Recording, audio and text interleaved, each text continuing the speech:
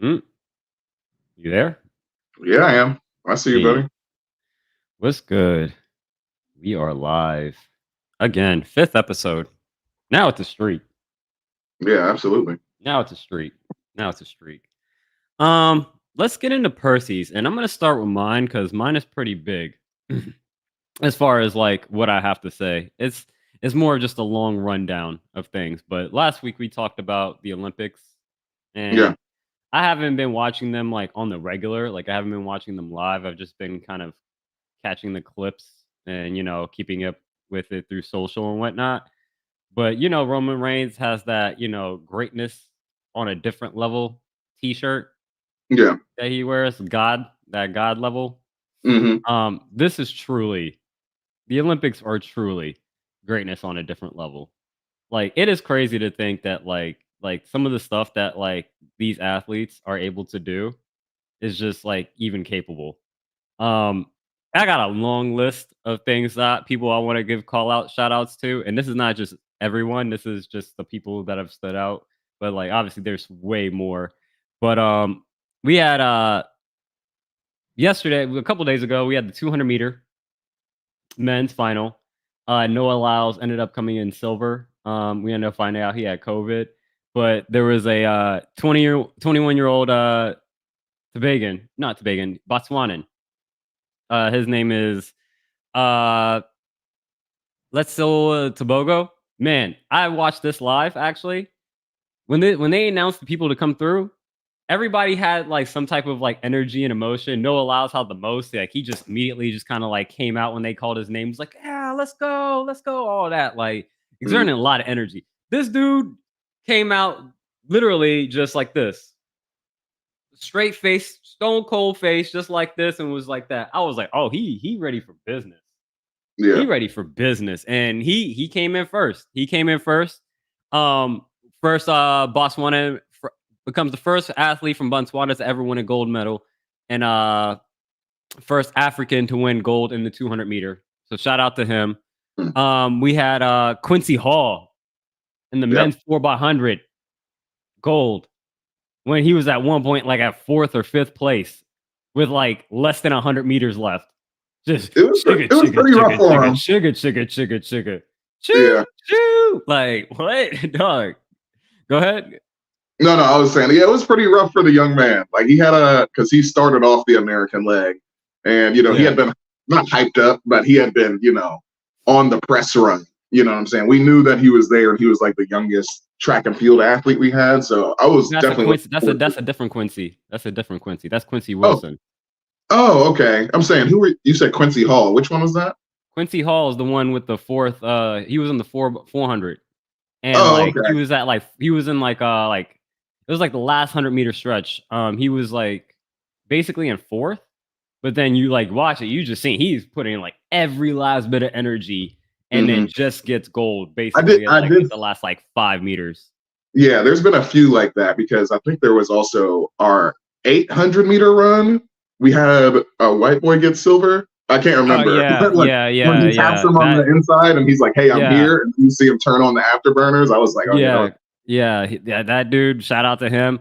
Man, she is the goat of hurdlers. oh Sydney yeah." McLaughlin Laverne.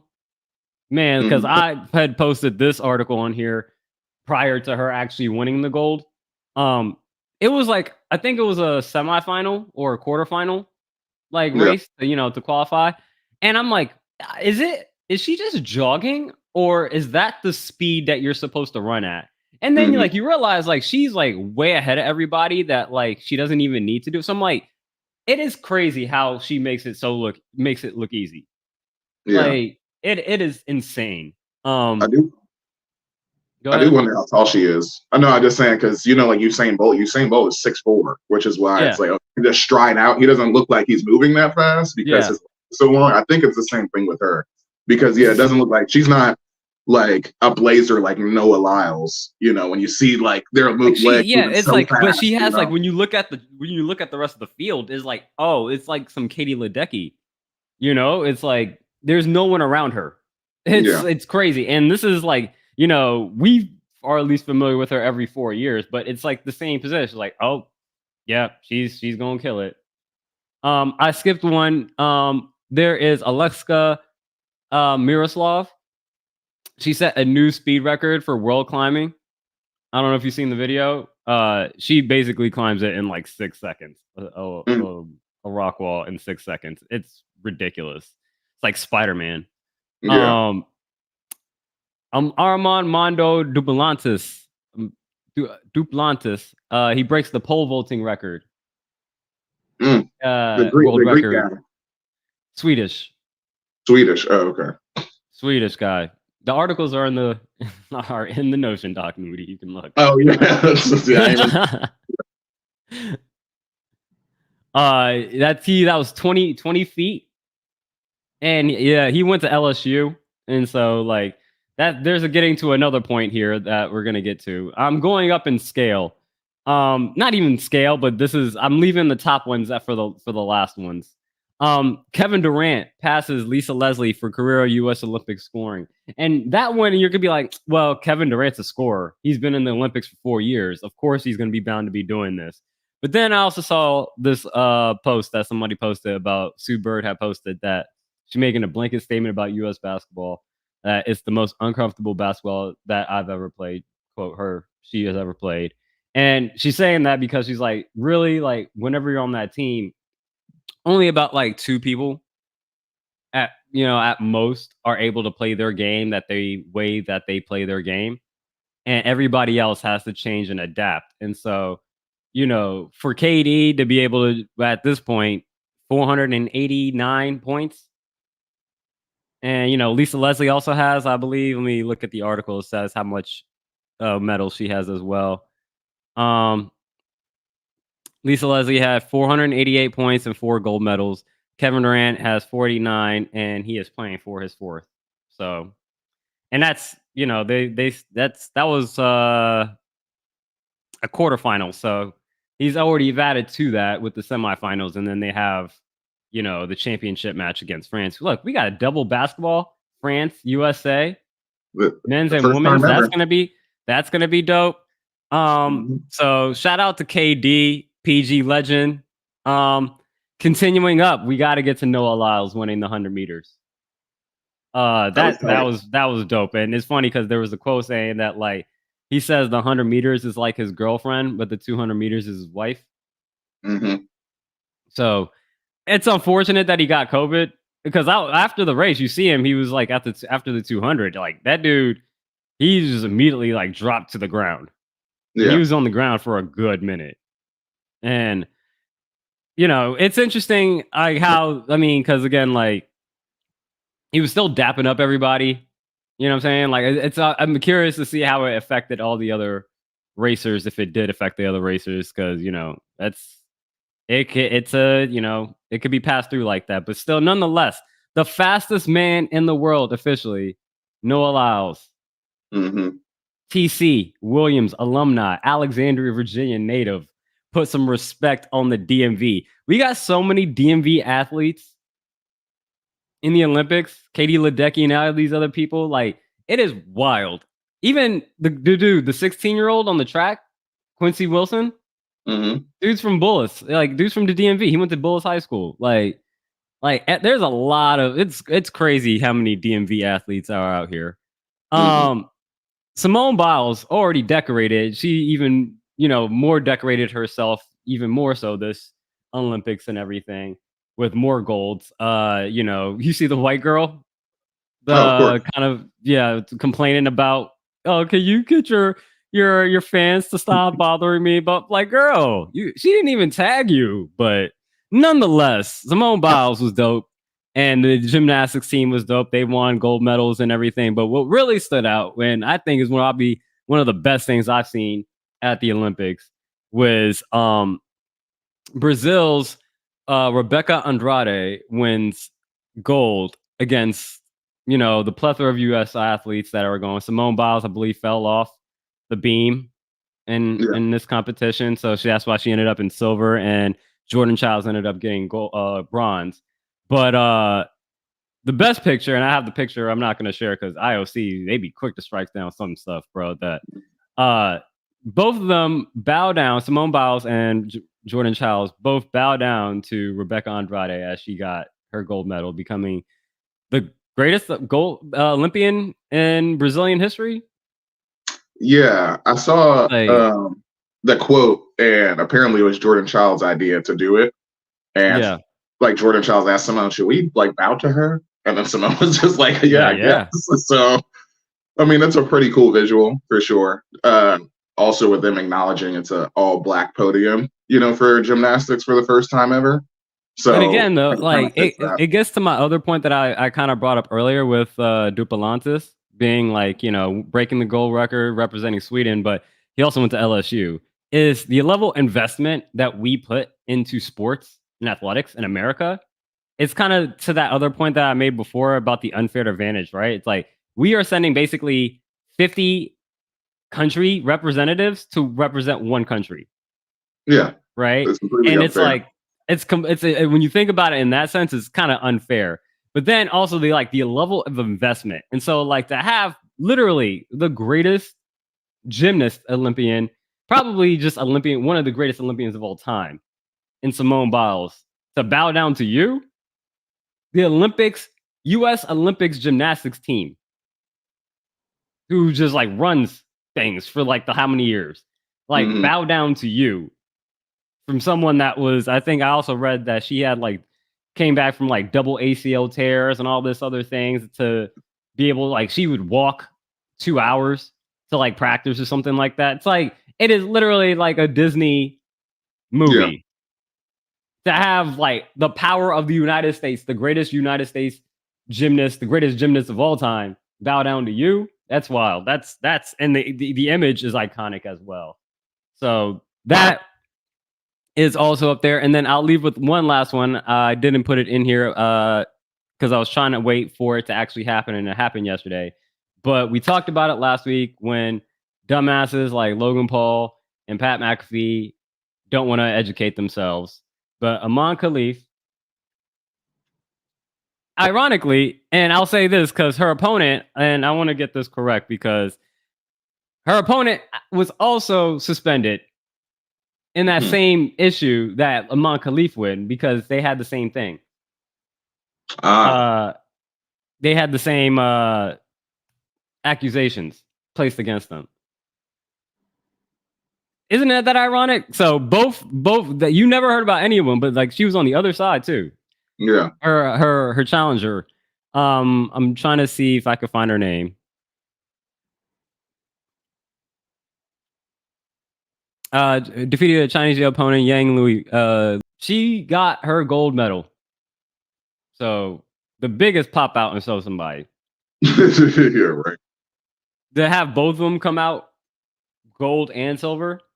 Shout out to them. So again, truly greatness on a different level. The Olympics, we are near the end, and I think China is U.S. has easily won the gold, not the gold, the bronze and the silver, and the overall total medal count. Right now, we're tied out 33 golds apiece. Last time I checked, with China. So Mm. there's a lot more stabs at the knife for the United States. So it seems like the U.S. has just got to at least win at least two, three. I don't know how many stabs China has at a gold, but that is my Percy's for the week. I went a little long. Uh, yeah, the last person to throw on there, they're not American, but since we're just Doesn't talking about matter. Olympics and domination, Mijan Lopez, did you watch this? This like because the Olympics has literally been the only thing on my TV for the entire week. I have not taken it off.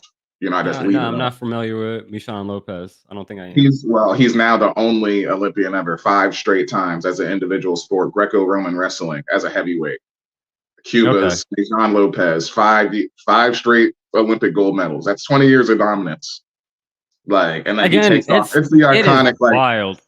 yeah, he takes off the wrestling boots and put them in the mat, like like he's Undertaker or something. It's like, like Yeah. what else? What else can you do at that point? You know what I'm saying? 5 straight. It's like, damn, bro, Jakari what a Richardson monster. and the 4x1 women's team. Did you see Hmm. she got that iconic? She's got an iconic moment now. You see that meme that's going around Yeah, yeah. where she's like running by and then she's just looking over. It's like again when you see some of this stuff, it's just like man, like especially stuff like track and field. Hmm. It's like this is like everybody can run. like I was watching the old Usain Bolt videos, and I'm like, man, this dude is like. Yeah. I get there's the title of like fastest man, and like Noah Lyles explained like how that is like the world championship. Kind of defines like whoever wins the 100-meter in the world championship basically is the fastest man or something like that. Yeah. And so like you get the title, but like literally, I don't think that there will be ever somebody as fast as at least my lifetime that I've ever seen as Usain Bolt. That No, is the fastest for man sure not. ever. For That sure is the not. fastest Because man ever. Usain Bolt did it 3 times in a row in 3 different events. He was Michael Phelps of running, where what do you call it? A triple triple. That's what he did, Yeah. because he just did 100, 200 and relay, and every single time he was a part of it, it was gold. He has Yeah. 9 events and 9 golds. Like, what else do you want him to do? It's the To same see thing. like world records broken, like when they say like records are meant to be broken, and then you see a world, not Olympic record, a world record get Mhm. broken, you're like, holy cow, this Yeah. is like peak human like physical like fitness Yeah. and like capabilities. Yeah. Like, Like one of the throws during the javelin competition, there was a Greek. I think he was either Greek or Lithuanian. He threw the second longest javelin ever. And I was just like, oh shit. Like, because obviously they throw their whole bodies into the ground yeah. when they do like the javelin, and they scream and everything. But even when he let it go, I was like, oh, that was kind of good. It was kind of good. I'm telling you, this is like genetic, and I'll put LeBron in this because it's just like stuff you just can't like Michael Phelps and like Haiti Yeah. Ledecky, and like I don't know what specifically makes Sydney McLaughlin like so amazing at hurdling, Hmm. but like there's got to be like something like in your body, like that it's just like you got the longest wingspan ever, and you can be able to do this, like something like that is just like that gives you a physically an advantage that you can't Yeah. even do anything about it. It's just you're just naturally gifted like that to just be able to do this.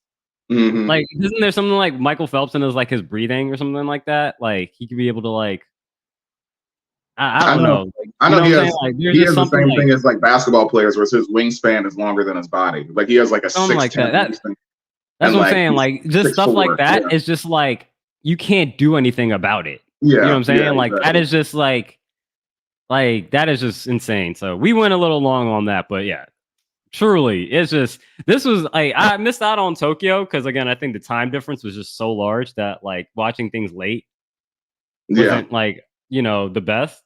But this has been dope. This has been an dope Olympics. And also breaking. I know that's that's greatness on a different level in a different way. I Yeah. don't know if you've seen the clips of the breaking.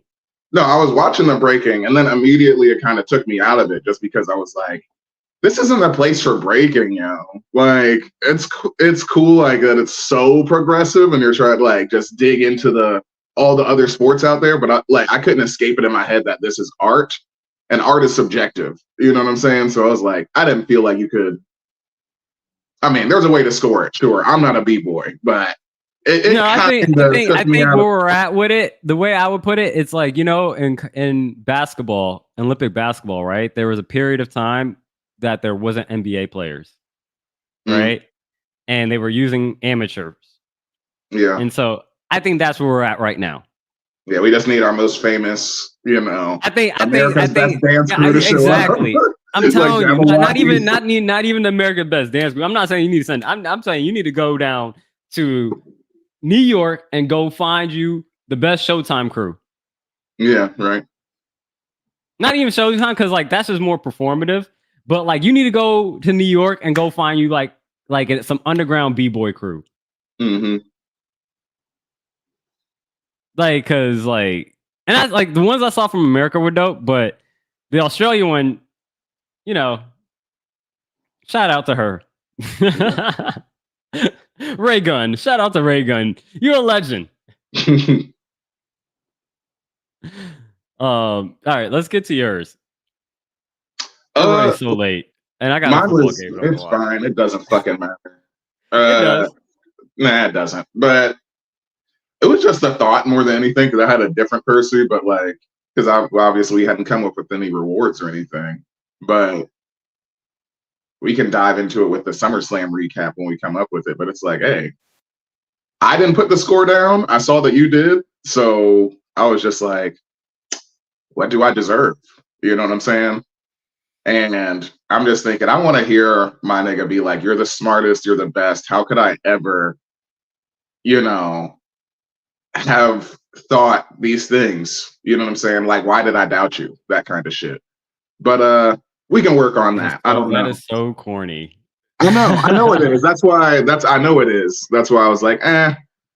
But my other one actually, House of the Dragon is over. That's awesome. It does suck. You got to wait another 2 years, but it was good enough. I can understand people. I was listening to your frames by a sec or frames per second, and your Charles on there was definitely Charlesing it up. You know, I don't know everybody's name Mike on there. ain't that bad. Mike ain't Charles. Nah, bro. Nah, he was like, I don't understand how you can know everything. You know all the details of like the story that's being told to you, and you still like, I don't get it. Like, I don't understand this shit. And I'm like, all right. He was on some Charles shit. And I'm like, I would say, because I'm actually able to read Homegirl there a little bit more, where it's like, yeah, she's Yeah. kind of more surface level, like looking at it. And she was talking about how she didn't like Damon at the, Harrenhal, which very common shit, which I already said, like, I felt I like wouldn't be disgruntled if anybody said that. they refrigerated Damon the Yeah, entire yeah. season. I was like, I don't get it, I think but I think you like.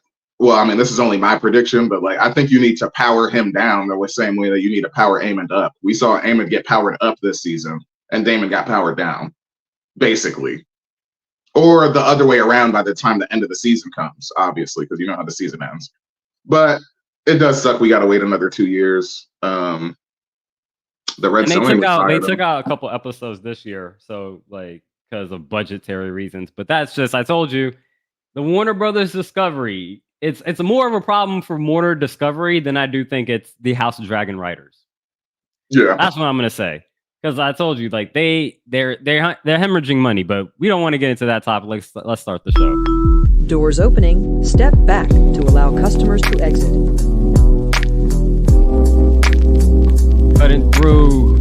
Habasha Hayes, Sampson. French fries, bro. Looting off the top rope. This is the Wrestling Re-Up Podcast.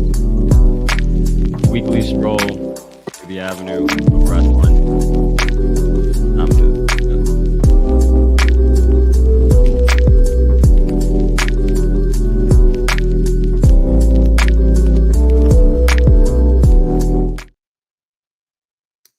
You know, we're actually a podcast now on YouTube.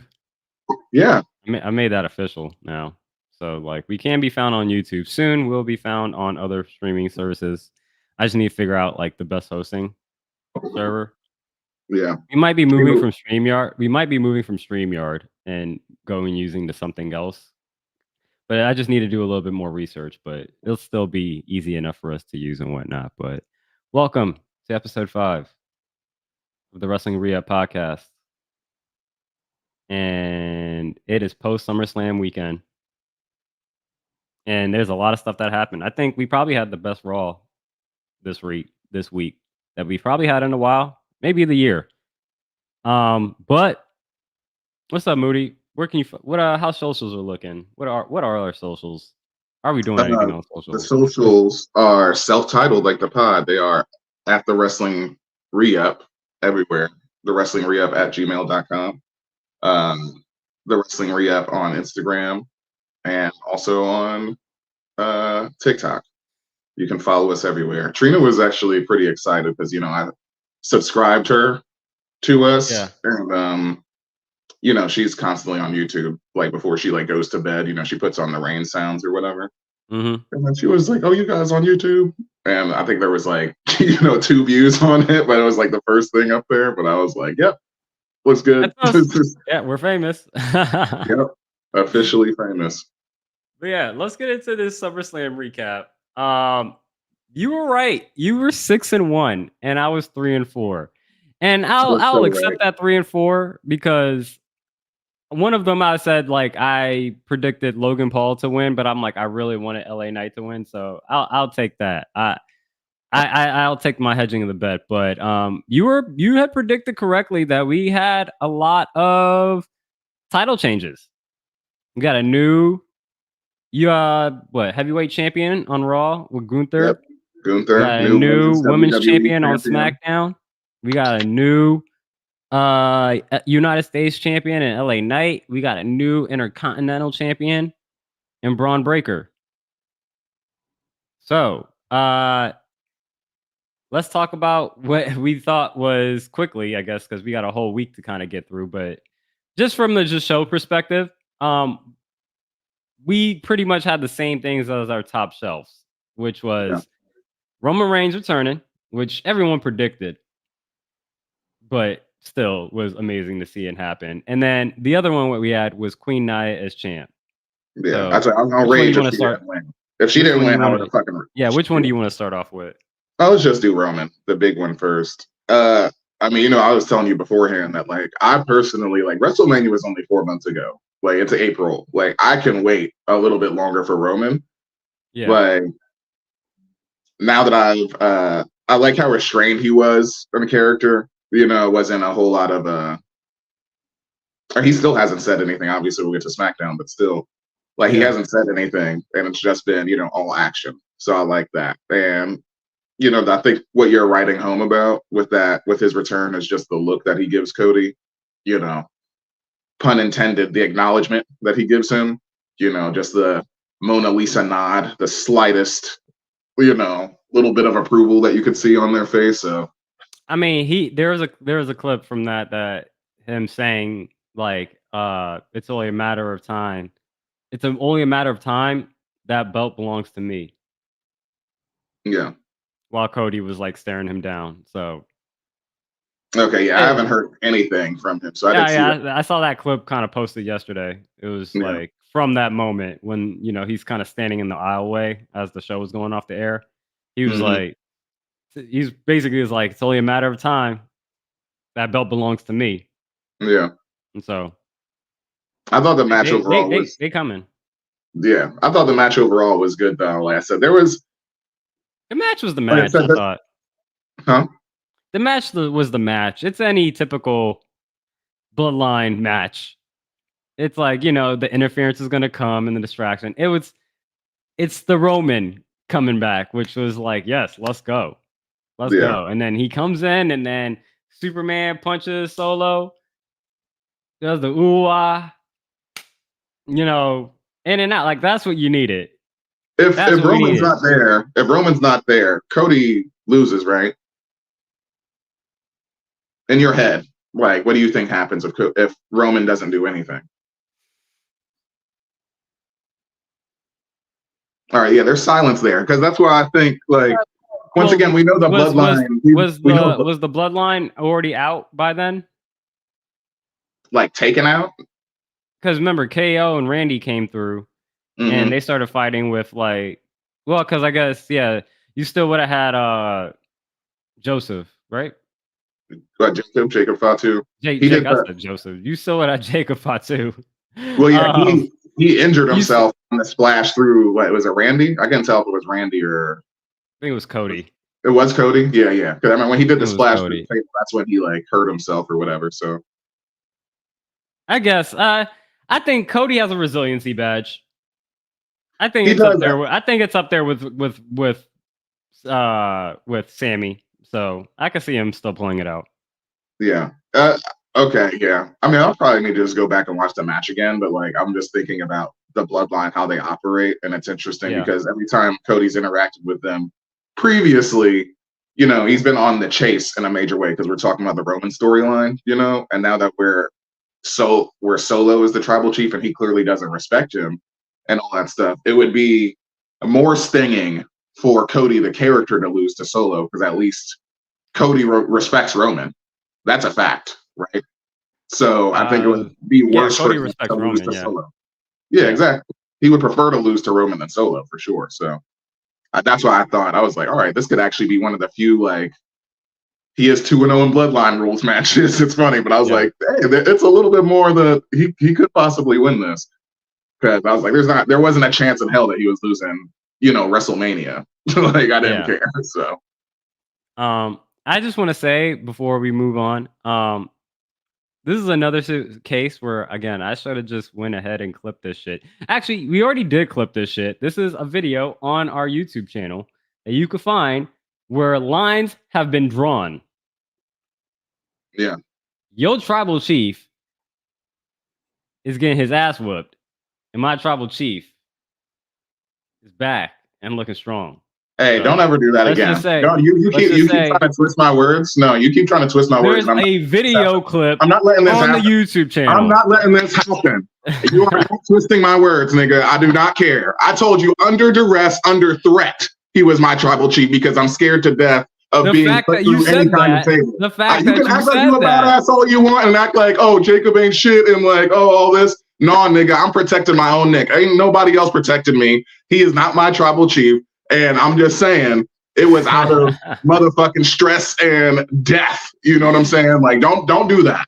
Don't do that. Okay. Let's make that clear. I made that clear just before. let Roman see. We'll play the clip Roman for can Roman. deal with me. Hey, Roman can We'll deal with me. play You the ain't clip his, for you ain't his Roman, and representative, he'll nigga. decide You your ain't Paul fate. Heyman. You ain't Paul Heyman. So you don't tell me about I'm not that. saying I'm Paul Heyman. I'm saying we can give it to Paul Heyman, and we can have him pass it on to Roman, and then he can decide your fate on whether Yes, your Roman allegiance can. is with. Roman can, and whether sure. your allegiance is with Roman or with Solo. But at this moment, you're on the Solo. No, you cannot speak on my allegiance. That's what I say. That's what I say. You cannot speak on anything. I agree that that's what I would do in a medieval time. It's like, hey, you throw yourself at the mercy of the king. You know what I'm saying? It's literally Game of Thrones. Hugh Hammer was just in there asking Aegon for help and shit because ain't nobody paying for the swords. And what happened? He went to switch back to Rhaenyra. All right, then. It's as simple as that. He wasn't getting no food. His daughter died. Like, come on, man. There's a lot of fear in your voice right now, I hear. Yes, my nigga. What are we talking about? What are we talking about here? Like, I'm not. Hey, you ain't caught me like contradicting myself at all. Oh, that's hilarious. Anyway, that's enough on them. How about Queen Nia, my queen, my real queen, my real getting her coronation the way that I wanted her to, and even just the fact that like I love that it was a clean match. Yes, Tiffany came out, but like she literally ran up on the apron and got like knocked off. She didn't do anything. Yeah. She literally had no contact at all. Like was just there for the excitement of I think the Money of the Bank pop, or for those few people who did believe it. But yeah, Queen Nia, I'm happy for it for sure. Well deserved, and I like it was like a emphatic exclamation. Like she did like the 2 bonsai drops on Bailey and whatnot, like the Samoan drop and everything. So it was just like, yeah, man, we've both been fans of Nia even before, her first run and whatnot. And we've talked about it off camera that like, yeah, she's gotten better. And then, she's really been hitting her stride, especially on her second comeback. That like, I hope this is a long run of a championship, especially with, the story that she has with Tiffany and, her being queen and her calling her princess. They have I guess they have a ceremony, I guess they're going to do next week on SmackDown to, for Queen Nia being champion and whatnot. So, this is going to be a better title run than the first one when she won after beating Alexa Bliss, I believe. So I'm looking forward to it. Well deserved, Nia. Let's go. That was probably my biggest pop next to Roman coming back. That's probably I think that was my biggest pop of the night. That was Queen definitely Nia, my biggest pop of the night for sure. Because like the whole Roman thing was up in the air, even though we all predicted it. But yeah, that was more known. But it was like to see Roman come back was dope. But like Nia, it was just like I could see Bailey winning this because Nia is usually put in these positions to kind of make someone look good, and I took down the monster, of the women's division. But like, nah, Nia got it. Well deserved. Sorry. And the fact that they put the exclamation point on it, like you said, with double Samoan drops into double annihilators, it's like, oh shit. So yeah, great from her. I just want to see, like, I can't get Tiffany Stratton out of my mind where like I just want to see her interact with everyone, so I am really excited. I hope that this Tiffy and Queen Nia storyline gets room to breathe You know what I'm saying? I want to see this for real because I feel like I'm already all in on both of these characters, like at 100%. Like you can't get Yeah. me more for them. So it's like I just want them to hopefully just be funny and slow burn it. Do a Triple H slow burn for me. Fuck it, I don't care. Like let Nia be dominant for however long, and then see what it looks like on the other side. But yeah, that's all I had for Queen Nia though. She got her coronation like I wanted. Yeah, same here, man. Same. Like, I think there's gonna be a good long title run. Like again, there's gonna be a lot of personality, and I think a lot of character coming from a lot of them. You're already seeing that she's interacting with Chelsea Green and Piper Niven, with Tiffany Hmm. Stratton and Nia. Like, that's just a lot of personality that I think you're gonna get a lot of funny moments. That it's not gonna just feel one dimensional in storyline. It's gonna actually feel like there's gonna be some meat and interest to some of the stuff that's actually going on with the women's title, other than like I deserve a title shot. It's like, Yeah. no, like we got two people that are definitely in some character. You know what I'm saying? We got Hmm. everybody that is in a character. You know what I'm saying? Like, and the fact that you have four, at least that, yeah, even Piper has a character. Yeah. Four unique characters. It's like, okay, we're gonna have some fun here, rather Yeah. than just the typical, I deserve a title shot. So looking forward to it. Let's get to what's standard, the primos and the mids. What did you have? Oh yeah. I just saw what I wrote. Edge must be so proud. The Primos, of course. Let's go in order. All right, yeah. Yeah, I called it the soldiers turn on the leaders for Judgment Yeah. Day, because in both cases, we had Dominic turn on Rhea, as all was expected. That was done really well. The match was awesome as well. So they had even the moment where they kissed, and so everything like that. So that was just awesome in itself. Honestly, could have been up there with in there in the top shelf, but I'm just like, I don't want to overload top shelf. So Mm. I was like, you get put down to primo in any other day in this case, but in any other situation, it's probably a top shelf. And then yeah, Damian Priest and Finn Balor and how that ended. And I thought that was also executed really well, especially when like Finn made that heel turn. He kind of had that like very like anime kind of like look about him of like, Yeah. yes, I am the evil that pair, like that dooms Damian Priest. But then what really got me, when I really sold me, uh was it like, did Gunther kick out or did Damian kick out? Was the What? after, so the moment where like Damian just like he just reaches it through the ropes and then tries to like choke out Finn Balor. Oh yeah. I don't know I don't know if Damien like was in a pinning situation or he was getting pinned. But Hmm. either way, that moment where he just immediately was like turned his attention to Finn Balor and was like, "You son of a bitch. I can't believe you."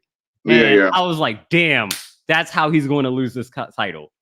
Yeah. Like, damn, like I was like, because again, like I'm a fan of Damian Priest, and it makes sense in the storyline. I'm not even saying this is a negative. I thought it was just well done storyline to see the downfall of just like how you lost your title, and it's just like, damn, man, damn.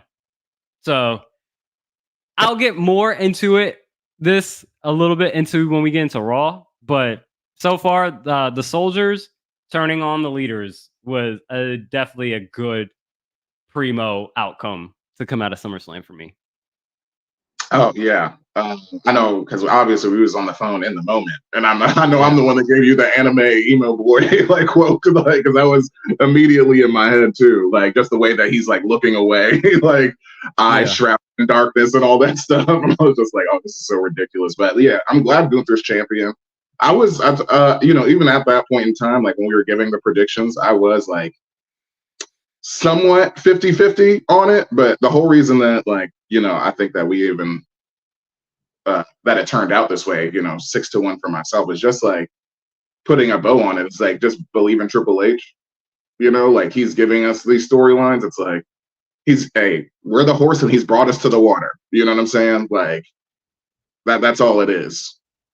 That's what I feel like, at least anyway, because it feel like in a lot of times in like Vince's era, whoever the head writer was back in that time, that they would zag just for the case of zagging. You know what I'm Mhm. saying? Instead of just following through on some shit that you already had going well. So uh, yeah, I just believe Triple H's storylines more than anything. That's why I picked them the way that they were. But I love the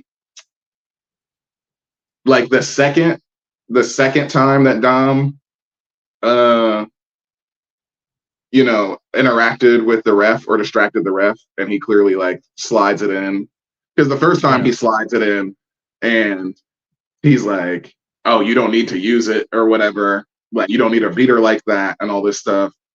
And it's like, oh, clearly, looking back on it, it's like because he's protecting his woman. He doesn't want his woman to get hit Yeah. in the face with a steel chair.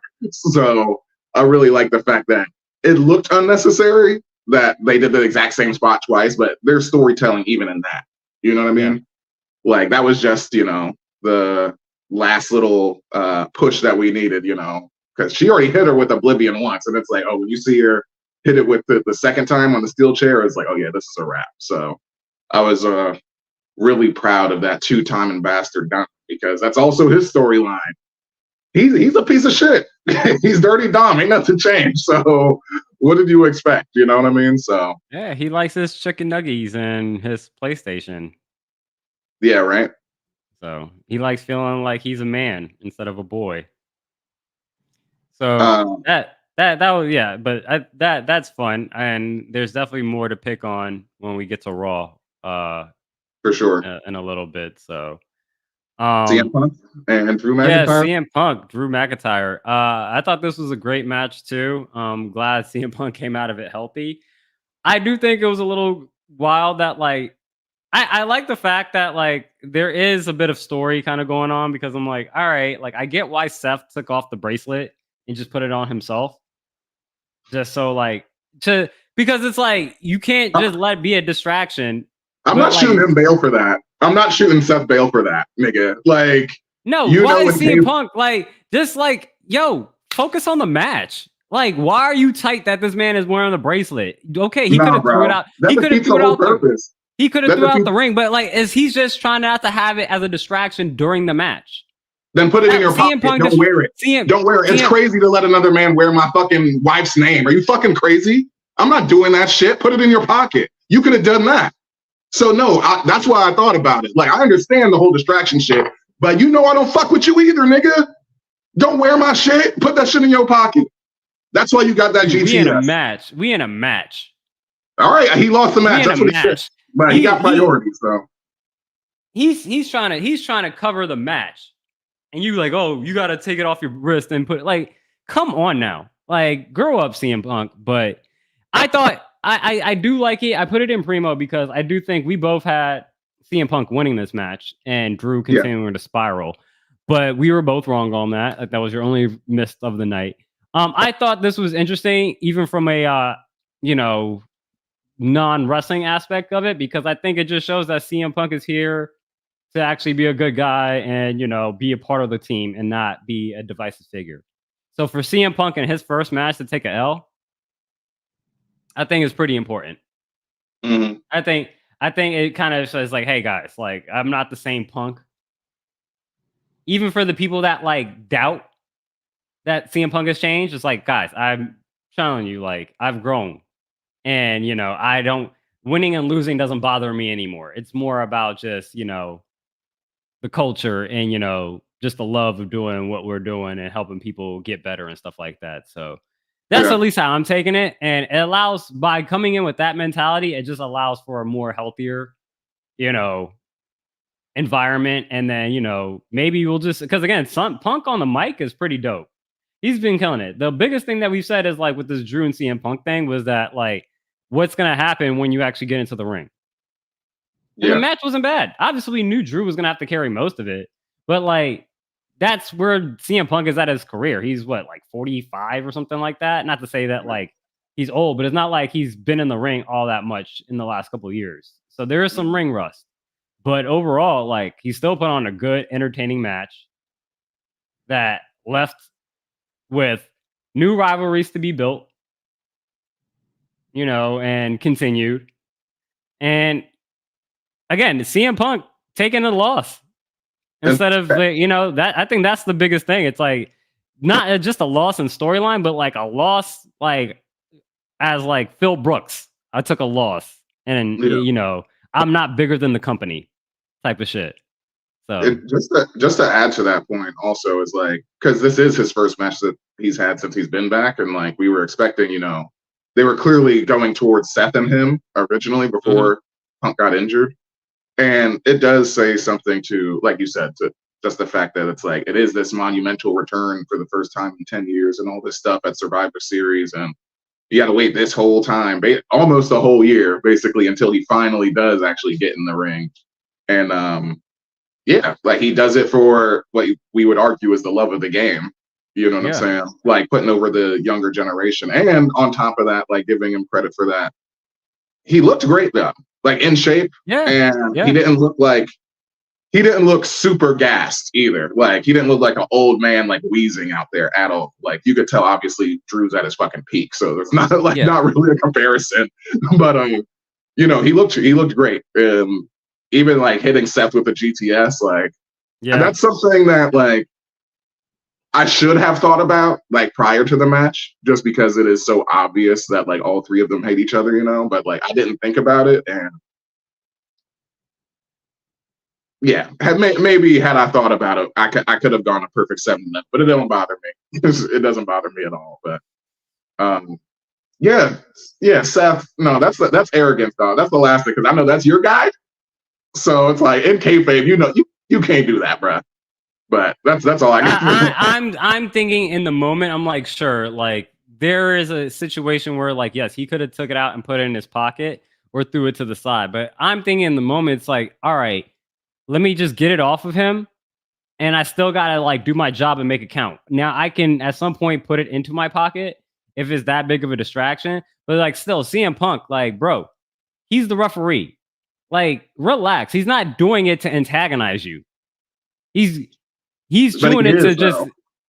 But like if knowing their characters, that's exactly like when CM Punk apologized. He's like, I would apologize, except it's you. You know what I'm saying? So like they clearly. I don't think Seth was doing it to get Yes, antagonize he him during the was. There's match. no way. He's Yes, trying he to keep was, him bro. focused on Drew. Oh Bro, my god. if you got it off of Drew, why the fuck are you hanging on to it when the person who owns it is right here?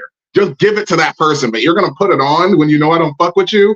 That's insane. That is crazy as shit. Like, let somebody that you don't fuck If with he in real life, like like, put on demonically your. put it on, sure. If he like took it off and then looked at it and was like, should I put it away or should I like put it on? And then was like, we saw him put it on, fine. But if it's I like, gotta rewatch it. like, Yeah, sorry, go ahead. I don't even recall the moment that he actually put it on. I just saw that he had it on at some point. But that's And what I'm saying. Like, if there was like some evil intention behind it that we visually saw, sure. I'm just thinking it's like, yo, like, I just want to just okay, let me get this off real quick, and then let me get back to my job. all right, last question, because this is the only equivalent I can give you. A nigga you don't fuck with is wearing your wedding ring, and he hands it to a nigga that you still don't fuck with, and he puts it on, and he's like, but you in the middle of a fight though. Bro, if I have these bracelets on, right, and somebody takes these bracelets off, it's much easier for a bracelet to go onto my wrist than me putting a ring on. There's more intent on putting the ring on Okay, than well, it is for somebody to put on a bracelet I like was just that. trying to make it real, like a different thing. That's all I'm saying. That's the I get what equivalent you're of what it saying. I is. get what you're saying, but putting a ring on, there's way more intent than putting on one of these little bracelets that I can easily just flick onto my hand like that, and then get back Sure. to doing what I need to do. That's all I'm saying. So, like, where's the evil intent?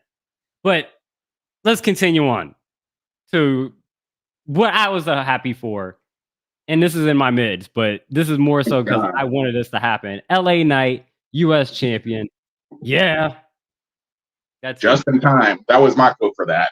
Just in time, too. I was like, there was no way they were extending this some more.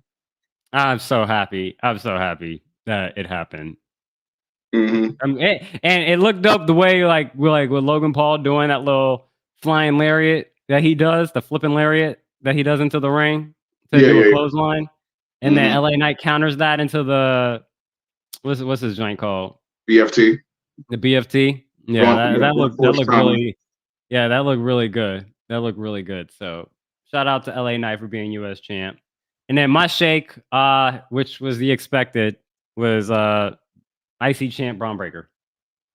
Yeah, and Sammy's resiliency did not activate during this match, or maybe Like I it said, like activated, but it it had wasn't to get strong to a enough. point where like Braun Breaker was going to like break this man in half. You know what I'm saying? Like to a Yeah, situation like that. So, I like the but thought of I was listening to Shoes and Kev, like they were doing their SummerSlam like review, and it's like I like the thought. I think it was Shoes that said he likes the thought of like Braun Breaker just like leaning into like his football persona and just yeah, like being like, oh yeah, he studies tape and shit like that. You know what I'm saying? So like he knows like what Sammy would be doing instead of like just saying it. You know what I mean? yeah, Actually showing that in storyline and like that would fit his character. And it also makes sense like why he would win this time also because Sammy had him scouted, at the go home show when he tried to run around the ring and spear him, and Sammy jumps over it. And he runs into the steel steps. So yeah, that would be an interesting character direction for him. Just because Braun isn't super defined as a character, other outside of just being an explosive force. So it would be cool to see him get some like personality attached to that, or more defined personality, I guess. So it'll be cool to see what his IC titles runs like. That's same. all I have for them. Though. Yeah, I'm curious as well. I know definitely gonna seem like we're gonna get a Ilya Dragunov probably Oh, at some as point, a you got to challenger. You ready to move to Raw? for sure. Let's get into the flagship show.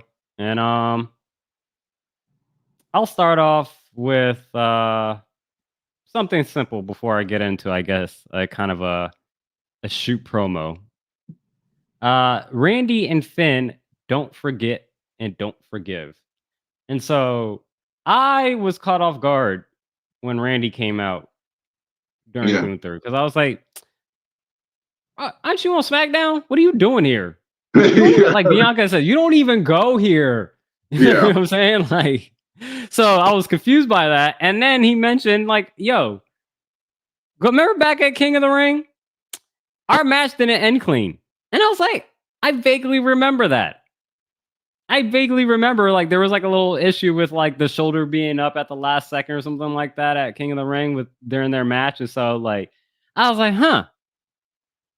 Yeah, that's a good little callback, WWE. You never really do that because usually it's like what we've been taught over how many years with WWE is that like things happen and then they, you just kind of move on. Yeah. You know what I'm saying? Like they happen, but like that don't mean like they like we have to acknowledge it all the time. Like we could pick and choose our history that we choose to acknowledge and whatnot. And so in the sense that they actually went back and remembered, I was like, oh, okay. That automatically, I was like, usually I would not even like I would be more critical of it, but I was like, that's all you need to do. That's literally all you need to do is find some logic in the past that makes sense and it works out. Yeah. So bravo for Randy for not forgetting. Yeah. Same thing with Finn because it was mentioned on social that like, oh, Finn waited a whole year from SummerSlam last year because Damian had cost Finn his title match in a similar fashion. And I was like, that'd be sick if that was the case. Sure enough, Finn brings up that moment. He's like, yo, I ain't forget. So again, another reason for, a lot of this stuff to happen. Like, because Finn had all the excuses. You could have easily said the stuff that's happened between, since Damian has won the championship to now is any more excuse for Finn to do what he did. But no, he was like, nah, I remember back at SummerSlam last year when I had my time and you screwed me over. Yeah. Going up against counted as revenge. Right? I believe it was against Seth. Yeah. Yeah. And so like, that's where it's like, yo, Finn and Randy, don't forget and don't forgive. That's why that's a primo. Because now we're acknowledging the past. Yeah, and now that you bring that up, it's funny because I didn't think about that, like that little nugget of it, but I like because going back to that thought is like Oh well, yeah, and he was probably, or Finn was definitely turned up about that match because that was finally his shot that he got Hmm. again. Remember, like because he was the first Universal Champion, and then Seth tore his fucking pec in that match. You know what I'm saying? And he had to relinquish the title on Raw the next day. So it's like Finn's already waited 5 or 6 years for this match, and you cost that for him. It's like, damn, okay. No, I'm following you, Finn. I ain't mad at it. You know what I'm saying? So Yeah. that's why So New Judgment Day I had up there. I think that's something I didn't even think about until you were on that monologue just now. But that makes it yeah. even honestly, because really in my head was just like when I put New Judgment Day, it was just like that shot of like all of them together. You know what I'm saying? Like the Yeah. new five when it's literally just Liv subbed out subbed out for Rhea more than anything, but and Damien's gone, so it's like all right, cool. I would have loved the only thing that I was missing in New Judgment Day was R-Truth, but it wouldn't have made sense just for the that would have just been for me, just for him to like That'd be hilarious. background or At some something. point, he's gonna have to cross by them and be like, "Yo, what happened?" and Yeah, everything like that. But that would have been selfish, but that yeah, it would have taken the seriousness out of the moment. But yeah, great presentation. Do you have any more for that? nah, I'm good on that. I'm Okay, about to get onto my rant right now, I yeah, we believe. got. I just want. I'll title your rant, or my title for it was Seth drowning in 5 tsunamis. Go ahead. Yeah, I mean, I'm not even mad about like the actual. Like, so Bronson Reed runs into Adam Pierce and tells him that he's going to make a name for himself, like he's Gambit Yeah. and Deadpool and Wolverine, and proceeds to come out during the CM Punk and Seth Rollins Drew McIntyre soiree out in public, and destroys Seth Rollins. And usually when this happens, like in any case, it's like, okay, you do your thing, you jump off, you hit your finisher maybe 2-3 times, and then you bounce. This dude hit the tsunami where you have 5 times. I heard 6. I Oh, thought I this. counted. I thought I counted 7, but it was an absurd amount of times that this man hit his finisher to the point that he had this man coughing up blood. You had all this security and people around. Jason Jordan's face all in the camera. Can't nobody get my man out the ring. So as far as like, that's the kayfabe that you just kind of like. so as far as like, go Yeah. ahead. Go ahead. I just wanted to say, like, just in a vacuum of like that, that's probably the most Reggie thing. Like, the Reggie is the security on Raw. Like, that's what it No, is. people want to blame the security. Sure, you can blame the security. I'm gonna continue on my primo. Yeah, Because go ahead. Bronson Reed, you talk about making a name for yourself. You sure damn did make a name for yourself. Because now Seth Rollins and non-kayfabe, he's going to be out for a while for like chronic injuries that he's having. But it's a great way to write somebody off and make yourself look good and make yourself look like a serious threat. But so I give all of that a primo as far as execution. When it comes to the enforcement,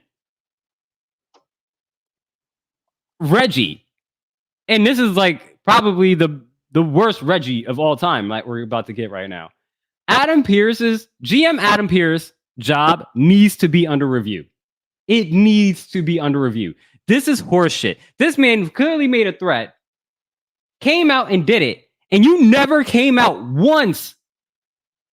Never came out once to even stop it, to even threaten him to stop it. It's ridiculous that this man is letting his show just be run amok. I sound like a MAGA guy. It's like, look what happened to our show. It's being run over by criminals and thugs and all this other stuff. Yeah. We used to have a decent show.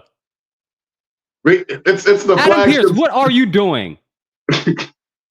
The only bailout shoot him is because like we know what the flagship store is. Like we were talking about this. Like the flagship store is like Walmart. Like, you got criminals and ghetto people all up in that shit. Like, what do you think is gonna happen? Like, you can only struggle and do your best. Like, I absolutely hear you. I 100% agree. I just think it's fucking funny, like the way you put like that. he can't even come out to like, yo, Bronson, what are you doing? You better not jump off that rope. You better not jump off that rope. And who cares if he did it? Suspend him. This man's gonna be on TV next week. Yeah. He's like, what? What? But hey, let's be smart about this. Once again, smart people know. If you would just take the shield of kayfabe down for a second, like, we know that Shu said this also on the pod, was like, you know, all you have to do to like get a title shot any like pay-per-view cycle is be like, come out when the champion isn't paying attention and hit him with a steel chair. That's all you have to do. Like, I'm just saying, if the man is making a threat that I'm going to make a name for myself and comes out and destroys your guy, you're one of your top guys on your show. Where is the protection? What is your job, Adam Pearce? What do you do? What is your thing?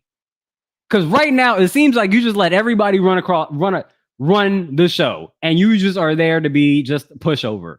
Mm-hmm. Hey, ain't no disagreeing with that. At least not up to So Adam Pearce, I need Triple H to come out next week and tell Adam Pearce that his job is officially under review. Jeez. Or he will be fired as GM. Because this is ridiculous. He needs to get his shit together, or he needs to be fired as general manager of Raw. I was with this is unacceptable. This is unacceptable to be letting the revolutionary. No, see, that's what I was going with. And I was like, I was with you all the way up until you said fired, because this is just this hit your personal spot in your heart. That's all that happened. No, you have to protect your wrestlers. You have to protect your talent. No. Yes, he made a name for himself. He made a name for himself. Sure. No, at a certain point, if Bronson Reed is not suspended, you're picketing outside. Yes, this is BS. Outside of Raw. This is BS. So that is I end my rant. Yeah. No, that's all I had to say. I'm glad you were able to let me inject a little bit into that. It's just the flagship store. Shit's going down. It always is.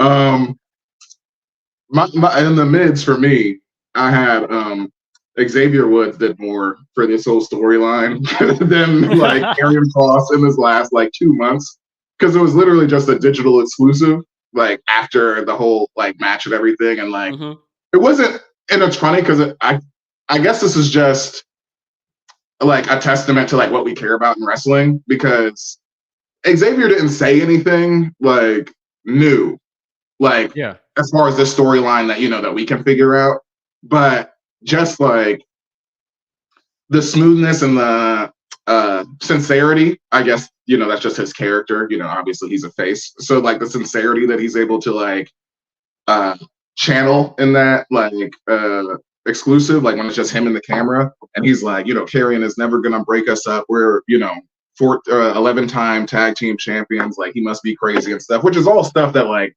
me and you have already said.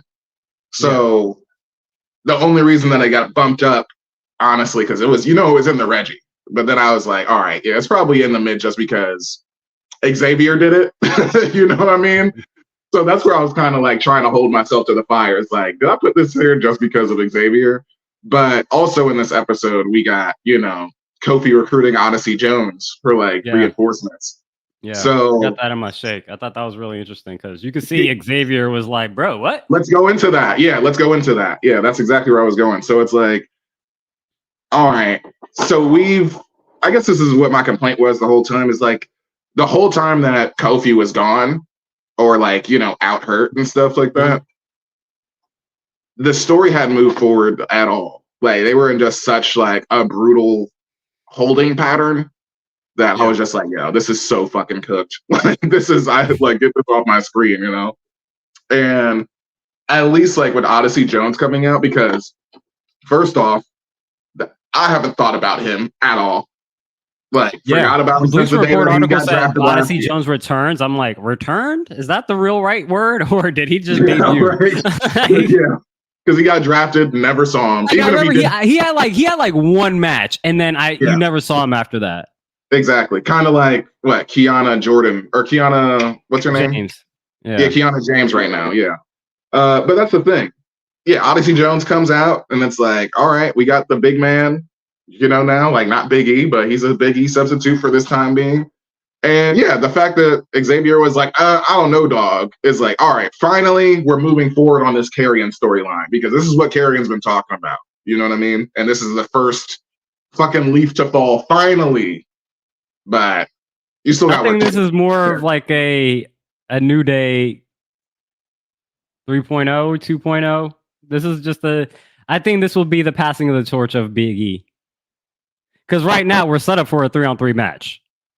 Yeah, absolutely. And like, I think Big E, like, he's giving up updates, and it's like, some of the stuff is like it's supposed to be like naturally fusing, like the things in his neck, and it's just not happening, or just kind of taking its time. It's taking longer than expected. So I also do think like Big E is probably more like could be happy in a role like Titus O'Neil. Yeah. And being like an ambassador for WWE, and maybe he might have some occasional TV spots, but as far as being in ring, I don't know if we ever see Big E in the ring again. Oh yeah, I've already come to that realization. But yeah, I do believe Odyssey Jones, he is clearly like the Big E stand-in, right now. But yeah, if Triple H wants me to care about Karrion Kross, then he will use this Odyssey Jones thing, like, because he's laying it out for us. Like, you're already giving us the breadcrumbs, so just follow through. Like, let's say and I did say that before. I was like, if Karrion could pull that off, eventually, like breaking up the New Day, then yeah, that'll get him nuclear heat. But that's got a ways to go for sure. It's definitely added a little bit of more interest just to see, but again, it's not like to your point. It's not the interest of Karrion Kross. It's more of just like it's. But again, that's also why I kind of have in my shake. I'm like, this feels very written, because again, it's just so hard to believe that the New Day would break up. And I don't know if it hasn't been written in a way where I would believe it. Like, that's where I struggle with it. It's just like, I'm not saying it can't happen. I just don't feel like we're seeing it being told in a way where it feels true and organic. Let's go. Touchdown, Jaden Daniels. Opening drive. But that's kind of my issue with the storyline in itself. But other than that, I thought it was interesting. Yeah, I think they just got this train on the track with Odyssey Jones and Kofi coming back, because like I said, the whole Xavier versus all of them was all holding pattern. So like I said, this is the first lead to fall. It'll be interesting to see how Xavier and Odyssey Jones speak to each other. It'd be interesting to see how the three of them speak to each other in general, and like where Kofi is in this, in the middle of this. You want to talk about Gunther and Randy? I brought it up with, I like how that the story was kind of being built, like how they kind of there was a callback to that. You have that in your mids right now. Yeah, I mean, yeah, it was just about, kind of like you hit the nail on the head earlier, just like the good usage of like the King of the Ring at the time, botch pin. Yeah. That was very appropriate. So, and then not for nothing, obviously you're talking about a 14-time champion. Like, you gotta establish yourself. You can establish yourself one of two ways, which is like beating like, a Seth or a Randy or a Cena, something like that. So one of the like legends that is going in the Hall of Fame already, or like a current main eventer where it's like, all right, we believably know that this is going to be a great match, like a Jey Uso. You know what I'm saying? So the fact that it is Randy, I think it needs to be him, just because, or not needs to be him specifically, but needs to be like a legend, like Hall of Famer, is just because guess what? We just got done with Gunther being an Intercontinental Champion for 2 years and King of the Ring. So he's beating everybody in that whole mid card scene. You know what I'm saying? Pretty definitively. And we've had 2 WWE drafts in that time. So he's even gotten some new blood in there. Like, I just think it was a best case scenario for like King of the Ring botch into first title defense. That's really why I put it there. Yeah, like I like the storyline that how Randy is getting his title defense. We'll get into what's happening on SmackDown, and I have a different set of opinions on that. But I do wonder, I'm like, Gunther's not going to lose this. Right? So it's like, how are we going to protect Randy? You know what I'm saying? Like, it's going to feel interesting because I would like to see Randy get to that, threaten 16. Yeah, threaten that. But it ain't happening right now. Yeah, no, it definitely unless something wild happens. You know what would be dope if Ludwig Kaiser cost Gunther the title. That would be dope. Yeah, that would definitely be out of left field, especially because that's like still his homie. But yeah, I mean, I think Ludwig's trying to make a name for himself. That's what I think. Yeah, I'm here for it. It would that would be his face turn effectively, I guess. Yeah.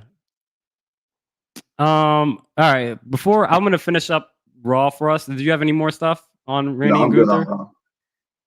I'm gonna finish it up with. So I started it with Randy and Finn. Don't forget and forgive. Unlike Randy and Finn, Austin Theory apparently does forget and forgive Grayson Waller because this man is literally just still hanging out with this guy. He had a match this week, I believe, with Miz and R-Truth, and they beat Miz and R-Truth. And that is showing some tension between Miz and R-Truth, or at least Miz showing more tension towards R-Truth that, Miz might go on a heel turn. But at some point, like, I think they want to make Austin Theory a face, but you are zapping any ability of me making him believing him being a face if you're just going to be continuously an idiot and just continue hanging out with the guy that clearly doesn't respect him. In kayfabe, in kayfabe, you know what I'm saying? Like, Grayson Waller does not respect Austin Theory at all, and Austin Theory's like, I love that about you, Grayson Waller. Please keep disrespecting me. Okay. That face, it's going to be hard to be a face. I'm like, no, you dumb fool. We've been telling you this. I'm not. You lie in your bed, man. Lie in your bed. So that I'll leave that as shake. But, yeah. We ready to move next door to the bodega of NXT? I am. Okay. Was this over? Bash of the week. This week 2 of Great American Bash. Great American Bash. So still have it themed. I'll start off with my mid, and this is mid rising because I didn't really expect this. Pete Dunne beats Trick Williams. Yeah, and it was a pretty clean win too. So I enjoyed that for the fact that like he's also in a feud with Sheamus. It seems like they're probably going to face each other in Bash at Berlin or in Berlin, whatever you call it. And I think that if Pete Dunne is able to win both Sheamus and Trick, hey, he might have to start putting some respect on Pete Dunne's name. So mid rising, because I thought Trick would have got the win on this. So the fact that they gave it to Pete, I thought that was very interesting. Yeah, and that's why I was in my shake, just because I don't know what that's doing for Pete Dunne necessarily when he's on the main roster. Like, obviously, because I guess I'm trying to like see the bigger picture. That's why it's in my shake right now, because it is a great match, right? Like, I wasn't expecting this for sure. But it's like trying to see the big picture of like, all right, Trick was just NXT champion. So I think we're like neutering him right now. That's probably like, or like, cutting his knees out from under. I said neutering. I don't know why that's like I used to say extreme. But taking his legs from underneath him. You know what I mean? So it's like giving him something else, like while like all ego is like, being established and shit like that. But still with Sheamus being like a WWE champion and way more established of a character, and you have a longer, deeper bond with him, that's the only thing that kind of confuses me about like the Trick and Pete Dunne stuff. Like, all right, why are you attacking him? Like, has that been established? Like, why? I don't know why he's attacking him either. It's just cause. Okay, sure. Yeah. That's the only At least reason. to my knowledge, it seems like it's just cause. But yeah. But yeah, I just like the fact that Pete Dunne's being used. You know what I'm saying? And I'm like, if he's getting these opportunities to beat, because again, we had talked about this earlier when he first attacked Trick. I was like, is this just basically Michin versus Jada Parker? Yeah. Because Michin was also going against Nia. And in that situation, Michin lost to Jada. And so I'm like, okay, I can see Pete Dunne losing to Trick. And that didn't happen. Yeah. So, and then we got Bash at Berlin in 2 weeks. 3 weeks. And so to possibly have Pete Dunne get wins over the NXT champion and, like you said, a former WWE champion. Yeah. And Sheamus. It could be like, hey, we trying to elevate Pete Dunne. I could see my story for Pete Dunne and Sheamus is like, bro, you call me your boy, but how you gonna call your boy Butch for 2 years? You know my name was Pete. Yeah, right. We from the same block, bro. Like, what are you talking? You call me Butch, bro. You made me act like I got no goddamn sense, like I can't speak, and like I was some rabid dog. Come on, son. You ain't got love for me. So that's my story for Pete. But yeah, and I do like. I will say, I like the bitter end is like one of my favorite finishers. Like for sure, I love it every time he's able to hit it. So like, it literally took him hitting the bitter end for me to like be like, oh, he might win this. Oh shit, he won immediately. 3 seconds afterwards, because I was like, that wasn't supposed to happen right there. But yeah. That's my last thought. I was like, oh shit, okay. He actually hit that motherfucker. Let's get to your looks like your only thing on for NXT. Oh, besides your shake, but we already went through your shake, so yeah. Because I feel like you have more for this. The Wesley heel turn. I'm sure you probably saw it in Primo originally, and I remember I like rewatched that clip like 2 more times, and he just takes me out of it like so much. Like, man, first of all, having like all of like MSK there, or like the original MSK like challenging for the tag team titles against Axiom and Frazier, which Axiom and Frazier they're the best. I might actually be saying this right now. They're the best tag team off the top of my head right now that I can think of that don't have a tag team name, like Ben's. It's just their names, So, but they've been a tag team so long now that I'm just fine with that. They're just Axiom and Nathan Frazier. Like they're established as like, tag team champions. So granted, if they break up, I'm probably not as interested, but at least they're established in my brain. But anyway, great match, high flying, exactly like you would think it is. And at the end of the match, fucking, which I forget one of the MSK characters' name, but he ends up mistiming his, spot in like the roll up. So he actually does it twice in case you didn't see that. But Nathan Frazier is holding Wesley up with like a brainbuster hold, and it's called the Golden Ratio, their finisher. Axiom comes and gives him a punt kick into a brainbuster. He kicks out. Basically, they do it again. They set him up. He gives him another Golden Ratio. 1, 2, 3, and we're in the ring with the Rascals and Wesley, and basically they're consoling each other, like crying, and Wesley just immediately super kicks the injured partner first, and he just goes into another realm. The way he sold that was beautiful. Like you would have thought his head actually flew off. and then you get a good old classic like punt kick right between the legs. What took me out of it was when he had one of his teammates like up against the steel steps, and he just does the Mhm. heavy breathing, and like he's rolling his eyes in his head like he's Undertaker or something. I'm like, Yeah. overacting award. Like, what's that bill overacting award? I was like, nah, dog. But I was definitely like, why are you doing this? And I'm glad that Wes, it was so simple for Wes because he's like, you left me, you for Yeah. 4 years. Ooh. Okay, connections cut out. And we got Moody back.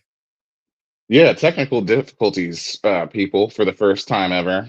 That was weird because I was definitely staring at like all of the Wi-Fi in the world, and it's just like, no, your StreamYard don't want to work no more. So fuck me, right? But it's yeah, Yeah, hey, yeah. that I was just a, kept that, chatting along and added a little bit to the Wesley thoughts on the live. So, good. But yeah, you were talking about like Wesley's motivation before you cut out.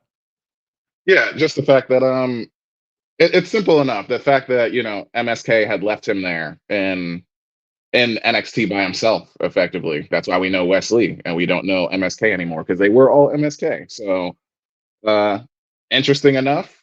I'm here for it, sure. And it does track just because after, he continuously challenged for or who was his rivalry with just recently? I'm forgetting. He didn't challenge for the NXT title.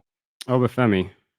Obafemi, that's right. It was the North American title. He challenged him twice, or was it just once? Yeah, I think it was this it twice. was twice, and then the second time it Yeah, was like you can't challenge this anymore. exactly. And he said he didn't know what he was going to do with himself anymore. I remember in the Mm-hmm. digital exclusive and like where he goes from here. So we see where he's going. He's going heel. He's carving his own path. He said, "Fuck them boys over there," and it's Yeah, heel time. So yeah. Well, when you were away and you had dropped out, I kind of gave my thoughts, and I was just saying that like I'm curious about it as I have it as a mid rising for the fact that he's always been known as a face, and he's like mhm. super baby face. Like he's like, bro, like you're like a 16-year-old the way you kind of come off Yeah, as like your face. And so like, okay, like nice to see you as a heel. Let's see what kind of edge this adds to your character. And maybe you might say hmm a curse word. You know what I'm saying? Like, I don't know, but like it's just maybe it might get him to feel like a little bit more of an adult. yeah, Uh so I'm interested to see it. I'm interested to see. And like I said, I like his motivation as well, as far as like, yeah, you left me. And so, he's felt like, oh, I can't hold the NXT and a North American title. I can't challenge for it anymore until Obafemi drops it. It just gives maybe some depth that we'll get with the character. That's always been a face. So, yeah.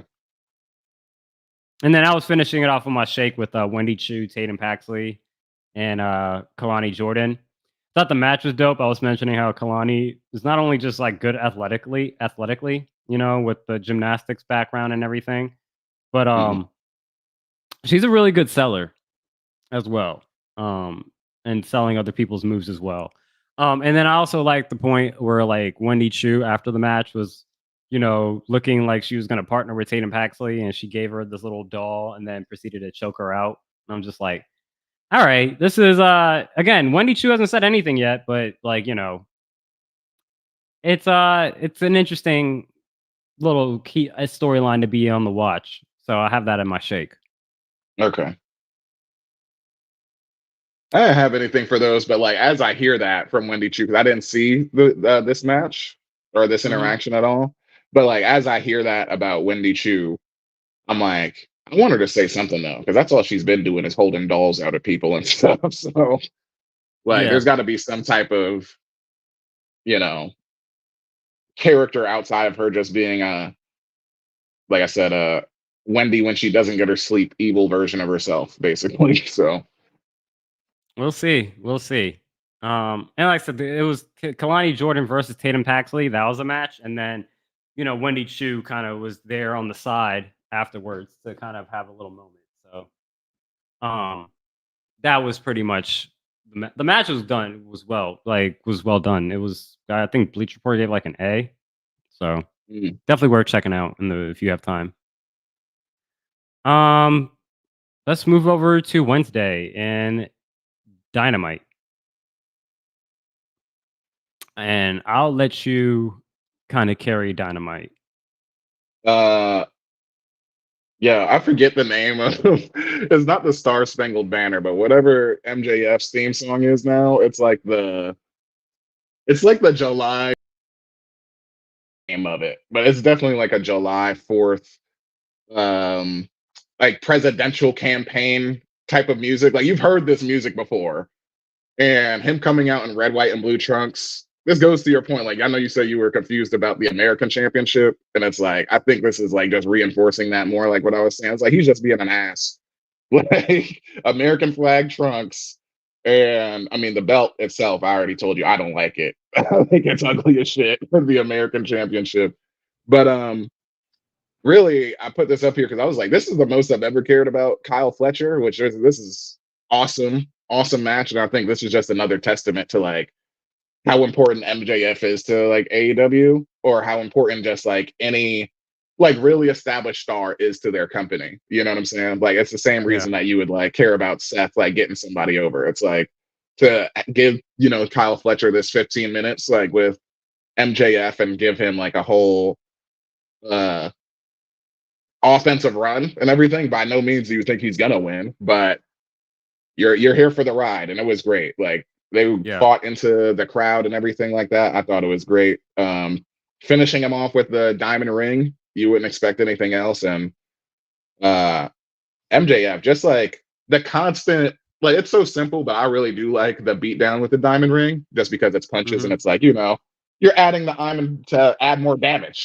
That's all it is. So it's like, Yeah. because I see like a chair to the head, like the equivalent of that is the diamond ring to the head. You know what I'm saying? You don't need the chair. It's like just any type of like weapon damage to the head should be critical damage. So the fact that he was like just sitting over top of him and he punched him like 12 times and busted him open, I thought was beautiful. And to have Will Ospreay obviously be the baby face and like run him off, and he's like, "Oh no, get him a doctor, get him a doctor, oh my God." And he's just screaming out in his like British thick ass Cockney accent or whatever that accent is that he's from. But it was like, oh, MJF killed Kyle Fletcher. I think they want us to believe it. It's the same way like when they like WWE had us believe Chad Gable was dead for like a week. We were like, yo, Yeah. is Chad dead? It was like a bullet hole. Like, so that's kind of where it landed for me. I'm like, oh, it's Kyle Fletcher's dead. MJF killed Kyle Fletcher. He punched him to death.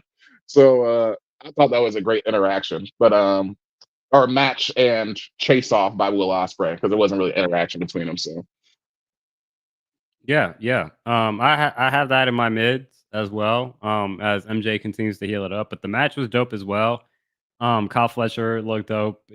Overall just dope. Yeah, the American title stuff I'm a little still confused about, but I think MJF is someone that can make it work as far as just yeah, being just getting it over as a heel. I'm still confused as whether if it's a real title or not, and or if it's this is this the what is it? Not the Intercontinental, the, but the international title. It's the international. international International. title. Yeah, yeah, Uh, but overall, like yeah, I thought that was well done as well. So yeah, mid rising, steady. yeah. So, Like um, a brain buster is such a simple move. This is the last thing. A brain buster mhm, is such a simple move, but MJF uses that as his finisher.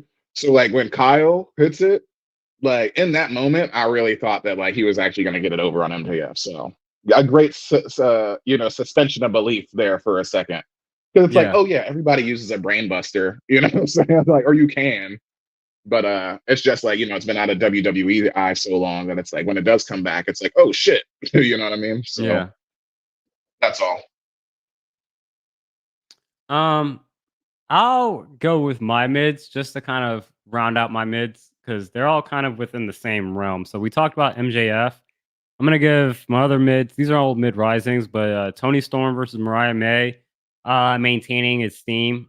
I feel like, and then Orange Cassidy is just too fly. And I want to call these three things out because MJF, Tony Storm, and Orange Cassidy are pretty much in my eyes, as far as my enjoyment values, kind of three best things that AEW has going for them right now. I do think Britt Baker is up there, but her storyline with Mercedes, I'm just like, I just want you to win the title over Mercedes. You know what I'm saying? Like, I'm not really Mhm. invested in the storyline. I'm more so just like, I think it's better to have the title on Britt than it does for Mercedes. But as far as like what you when you tune in to AEW, what's the most entertaining stuff? It's these three things. Yeah. I think MJF, anytime he's on the screen, is worth watching. Tony Storm, I think is worth watching. And then Orange Cassidy is just again, he's just too cool. His move sets, the way he does things, and everything like that is just like these things are the good. I feel like are the best things about AEW. So shout out to all three of them and everything they did this week was yeah, I have it in mids, but I said it's mid rising because I feel like we're gonna get more out of this stuff that is gonna get us into like primo. Yeah. Um, for me, yeah, I love like ever since I first saw like Orange Cassidy early days, like his gimmicked like move set. It's like he's been doing that forever, and it's like so funny because Yeah, I just think it's like that's the blending of like that very clear independent wrestling of like, oh yeah, you want to go watch this? Like if me and you went to watch an independent wrestling show, we're gonna get something way more like gimmick wise gnarly than we would ever see on fucking WWE TV. You know what I yeah, mean?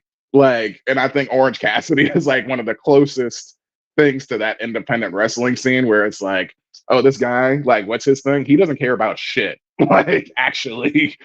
And for him to keep his hands in his pockets and stuff like that, I don't want to glaze up Orange Cassidy, but like, it is just still fascinating that you can pull all of this shit off.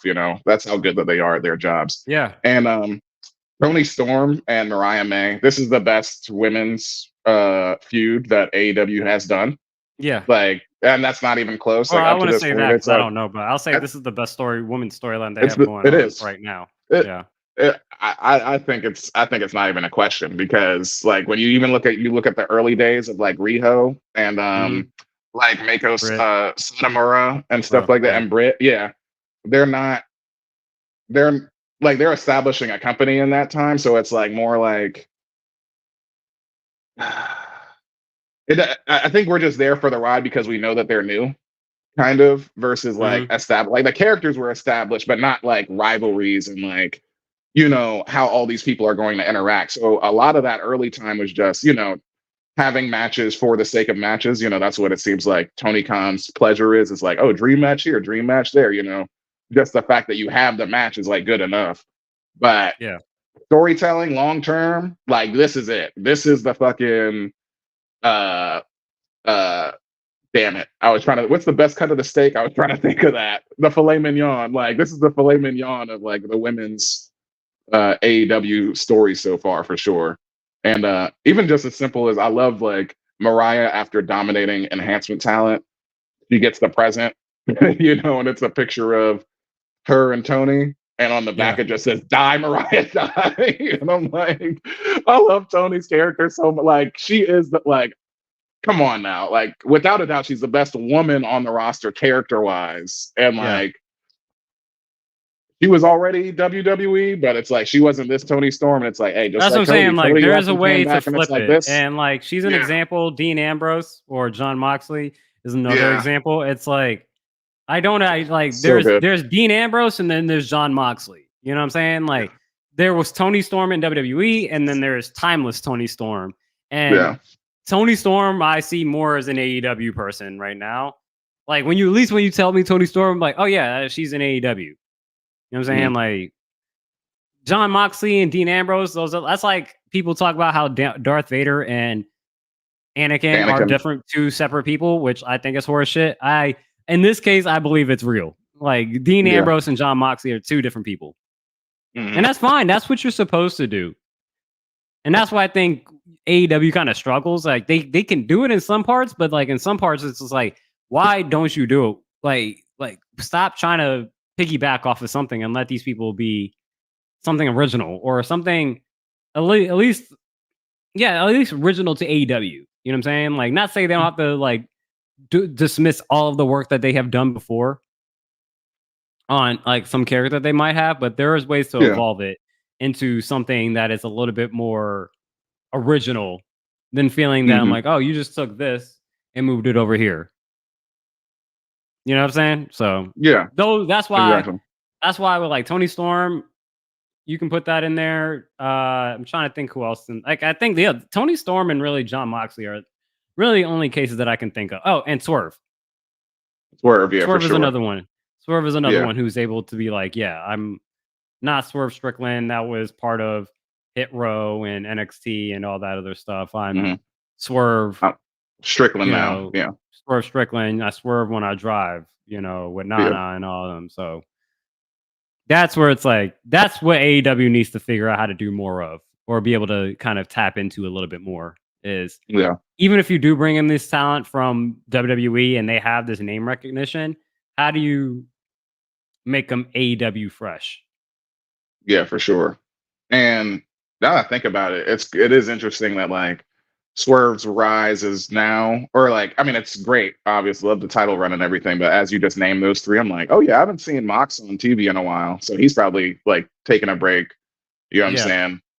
Because yeah, he's the first ever three-time AEW champion. So it's like, yeah, he put that company on his back a decent amount, yeah. over the last few years. So Swerve, I hope, is in that same mold. And like this title run has been fucking great for me. But we're not talking about Swerve. It was just AEW in general. But it's just yeah.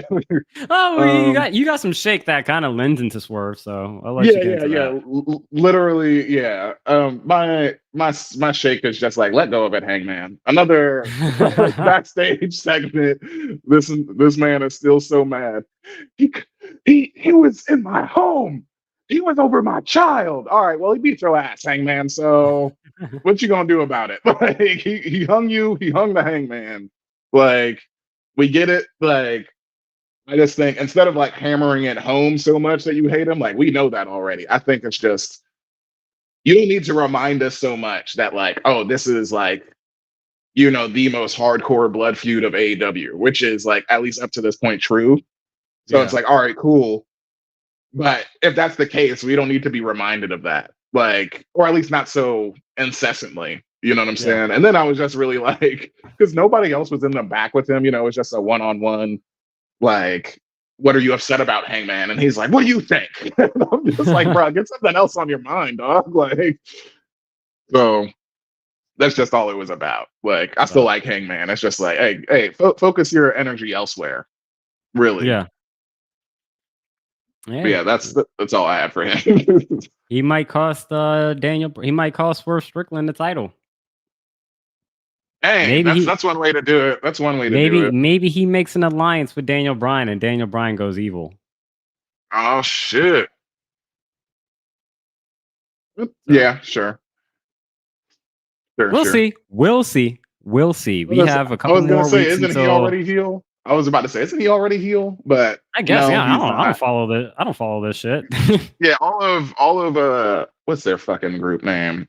Our Blackpool Combat Club is like tweeners, necessarily Yeah. not necessarily heels, but they just beat your ass, I Yeah, guess. like Swerve say he's gonna face Wheeler Yuta next week.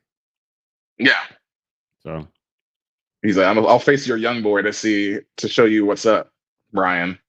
that should be a good match. Yeah, Now let's move on to Thursday. And it is a light Thursday compared to last week where we just had a loaded Thursday.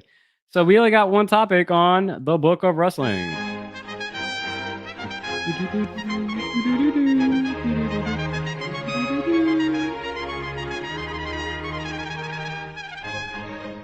So good. And this one is a great one. Shout out to Black Don't Crack. On this week, August 7th, 2002, Ron Killings becomes the first African American to win the NWA championship on TNA. Well, while at TNA, they had the title before. I think they either renamed it to the TNA championship, but either way, Ron Killings, now R-Truth, was left shocked then after becoming the NWA World Champion in TNA and first African American to hold the title. So again, man, I remember R-Truth or Ron Killings as K Quick, tag team hey, partners with quick. Road Dogg in 1999. Yeah. You know what I'm saying? So Then he left, and then he went to TNA, had his whole run there, came back to WWE, and we know him as R-Truth now. But as Biggie said, he's been in the game for years. Made him an animal, man. And so shout out to R-Truth for making history. No, that's a fact. That's a fact. What else we got up here? Okay. I'll do this. I didn't write it down, but just because it's an easy one and it fits me, anybody who does watch the show, and you know me. Jericho's debut in Monday Night Raw with The Rock, 1999, August 8th, or excuse me, August 9th. So that was yesterday. Okay. Jericho makes his debut. Yeah, iconic. I thought that was like the 16th or something like that, but no, I remember it was definitely in August because we talked about the countdown about a month ago. So that clock finally ended, which was a dope moment. Oh, what a touchdown pass! I'm assuming that's Jaden's touchdown. No, he ain't still playing. This is the second quarter. This is of course. They're on like the third string quarterbacks already, but it was against Emmanuel Forbes, so kind of a spotty game for him so far. But that was an iconic moment. Obviously, it set a whole motion of things. It's funny because like the moment was iconic, but like Jericho really didn't hit his stride in that moment. It's not like he immediately like took off and launched off. Like he kind of was like hovering in that mid card. It's kind of like John Cena. Everybody remembers like Ruthless Aggression and him smacking Kurt. When he came out, but like Kurt, it never really popped Kurt. It didn't pop John Cena the way you thought it would. And so, but eventually, Jericho became Jericho, and that's why he's still on television, hogging up the time. Anything else that we want to talk about for Thursday? No, that was my book of wrestling entry to help make up the difference. Right. And simple. Well, let's move on to Friday, and we start off with some sad news. Kevin Sullivan passes away at the age of 74, 75. Yeah. 72, something like that. But Kevin Sullivan, not too familiar to his game, but I do know a little bit because I've watched old WCW. And so I watched him there, and, I've seen him in like documentaries, and I'm not going to say I'm the most well-versed, but, I do understand his influence, especially as a booker, both on the positive side. And, obviously you hear all of the, personal stuff that people have had with him. He's obviously was married to Nancy Benoit before she was married with Chris, before she left to go be married with Chris. And so condolences to Kevin Sullivan and for passing away. Those are my thoughts. Just wanted to call out something that happened in the wrestling community. Rest in peace, Kevin Sullivan. Let's get into the boutique of SmackDown. Yeah, maybe these people got a little bit more sense, huh? Compared to the flagship store. I hope so. I mean, the people who are running it got some more sense. I'll start off with my shake. Then. That's where I was going with it. I was confused when Cody was like, "Oh, I want Kevin Owens to be my challenger for my title," and then I'm glad Kevin was like, "Nah, bro, like I don't deserve a title shot. This, that, and the third." Then he has a conversation with Nick Aldis, and Nick Aldis was like, "Well, I'm going to be having discussions with Roman Reigns to be a world champion, not a world champion, but to have his title match." And then Kevin is like, "Whoa, why does he deserve a title match? Because he held the title for 4 years? Huh? Because the rematch clause that we haven't enforced, blah, blah, blah. Like, why does he get a title match?" I'm like, shut your dumb ass up, Kevin. The fuck? You didn't even want the goddamn title match, and now you want to bitch and complain about somebody else, a 4-year champion, getting his title match? Like, what logic does that make any sense? What logic does it make any sense to Cody give? Cody can give his title shot, but like, Nick Aldis, like, how are you just gonna be just standing there, just letting people run the show? Again, like, why are you letting these people run the show? It's your show. So Nick Aldis, it's in shake right now. You get a slight people's eyebrow raise. as far as like, the fuck are we doing here, Nick? I'm literally was giving you all the praises. So this is why you're in shake. But right now, this is wild. This is I thought wild. it was Like the logic, the even from a non-kayfabe storyline, like I see the effort trying to make it make sense. As far as television, it's still poorly written. This makes absolute no sense. Mm. This doesn't share the same logic that Randy and Gunther does. So True. from that level, it doesn't make any sense. And then to have just like Nick Aldis be like, yeah, Roman is going to get the title shot if you don't want it. And then Kevin is like, wait, why does he deserve a title shot? I could point to a bunch of people in the locker room that deserve a title shot. What? This man literally was champion for 4 years. Like, what do you mean a fucking rematch clause? Like, sure, like that's such an arbitrary thing. Like, I get it. You're trying to poke fun at like things that were said on TV, but like, come on, bro.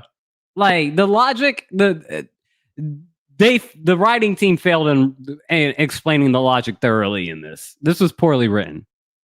Okay. It does make sense for Cody because he's a babyface and I can't think of anybody who deserves it more than you. All right, that makes sense, right? Yeah, like the execution of like doing it against his will kind of like is funny because as I'm like listening to Kevin, it's very evident that he's freestyling. Like this is just like he didn't write anything down. You know what I'm saying? Or if he did, like they always give them room to breathe, like a little bit, like in their promo. So it's like it was evident to me that Kevin was definitely like breathing. He was doing some like live shit in the moment, and like for him to be like, like why does Roman deserve it? And I'm like, all right, I think he phrased that question wrong because it's like obviously he deserves it, but it's like why the fuck would you try to commit the WWE Championship held hostage for another 4 years? Because it makes sense for KO not to want Roman to be champion again because he didn't give up the title for 4 years. Like yes, if he presented it that way, fine. But to say he doesn't deserve it, like get the fuck out of here. He phrased it wrong. It's like because the only way you could say he doesn't deserve it is like. He's been gone 4 months, but it's like 4 months in the scheme of 4 years is nothing, obviously. So it's like, you can't say that. He phrased it wrong, I think. Or in his like freestyling, you know what I'm saying? In his like live. And again, I don't like how Nick Aldis was a pushover. Like, what are the GMs for? Yeah. See what Nick Aldis at least comes to the table. What is it for? If that's the case, then like you gotta get because you can't just say, like, I don't want it. And then when he's like, well, here's my other option, be like, no, I want it. Okay, then the people want it, but nobody asked for it. Cody was just like, I want to give you a title shot. Yeah. Like, that's where I'm like, this could have been written better. This is just like, this is because you can't get Roman and the Samoans to Berlin. We need to have somebody else. Yeah. It does make sense for like even at least character wise, at least like you said, it's just not executed well or as well as we would have liked. That's all. Yeah, I think you are right to name it writing because everybody in this segment we like that KO gets the title shot, but we just don't like how they got there. I personally even don't like KO getting the title shot. The way that he's getting the title shot, I don't like it. All right, sure. You don't like it, but you understand it still in the sense of liking it. You're a smart fan. You understand what's happening. Well, what do you mean? You're keeping Roman away. You're keeping Roman away for like to deal with Bloodline and all that stuff. I don't know where the title's going specifically, but I'm just saying clearly they're just keeping it on Cody right now. If I'm being like as a TV writer, they're keeping they need a title match in Berlin. Yeah, exactly. And they can't put a Samoan there. Exactly. Because they probably can't. They probably can't be there.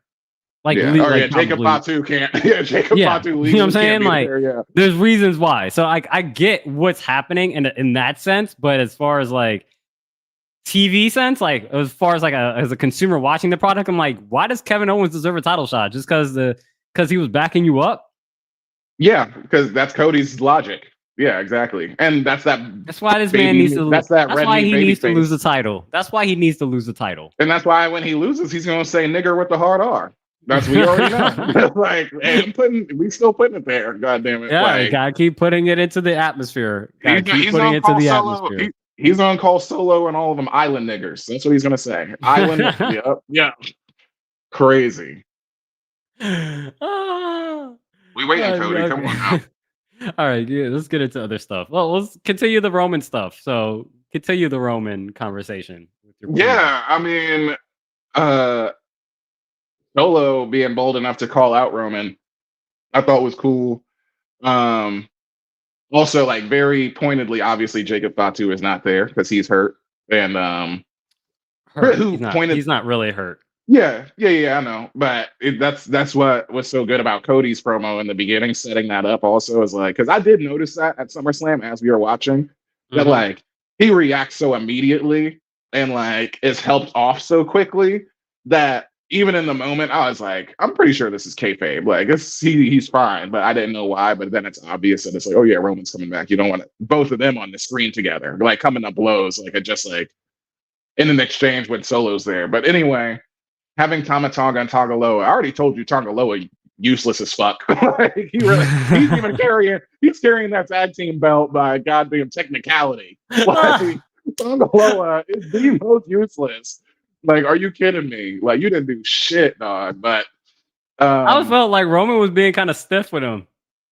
yeah, he was. He should have like I told you, I whoop his ass in the shape. Like that's what it's gotta be.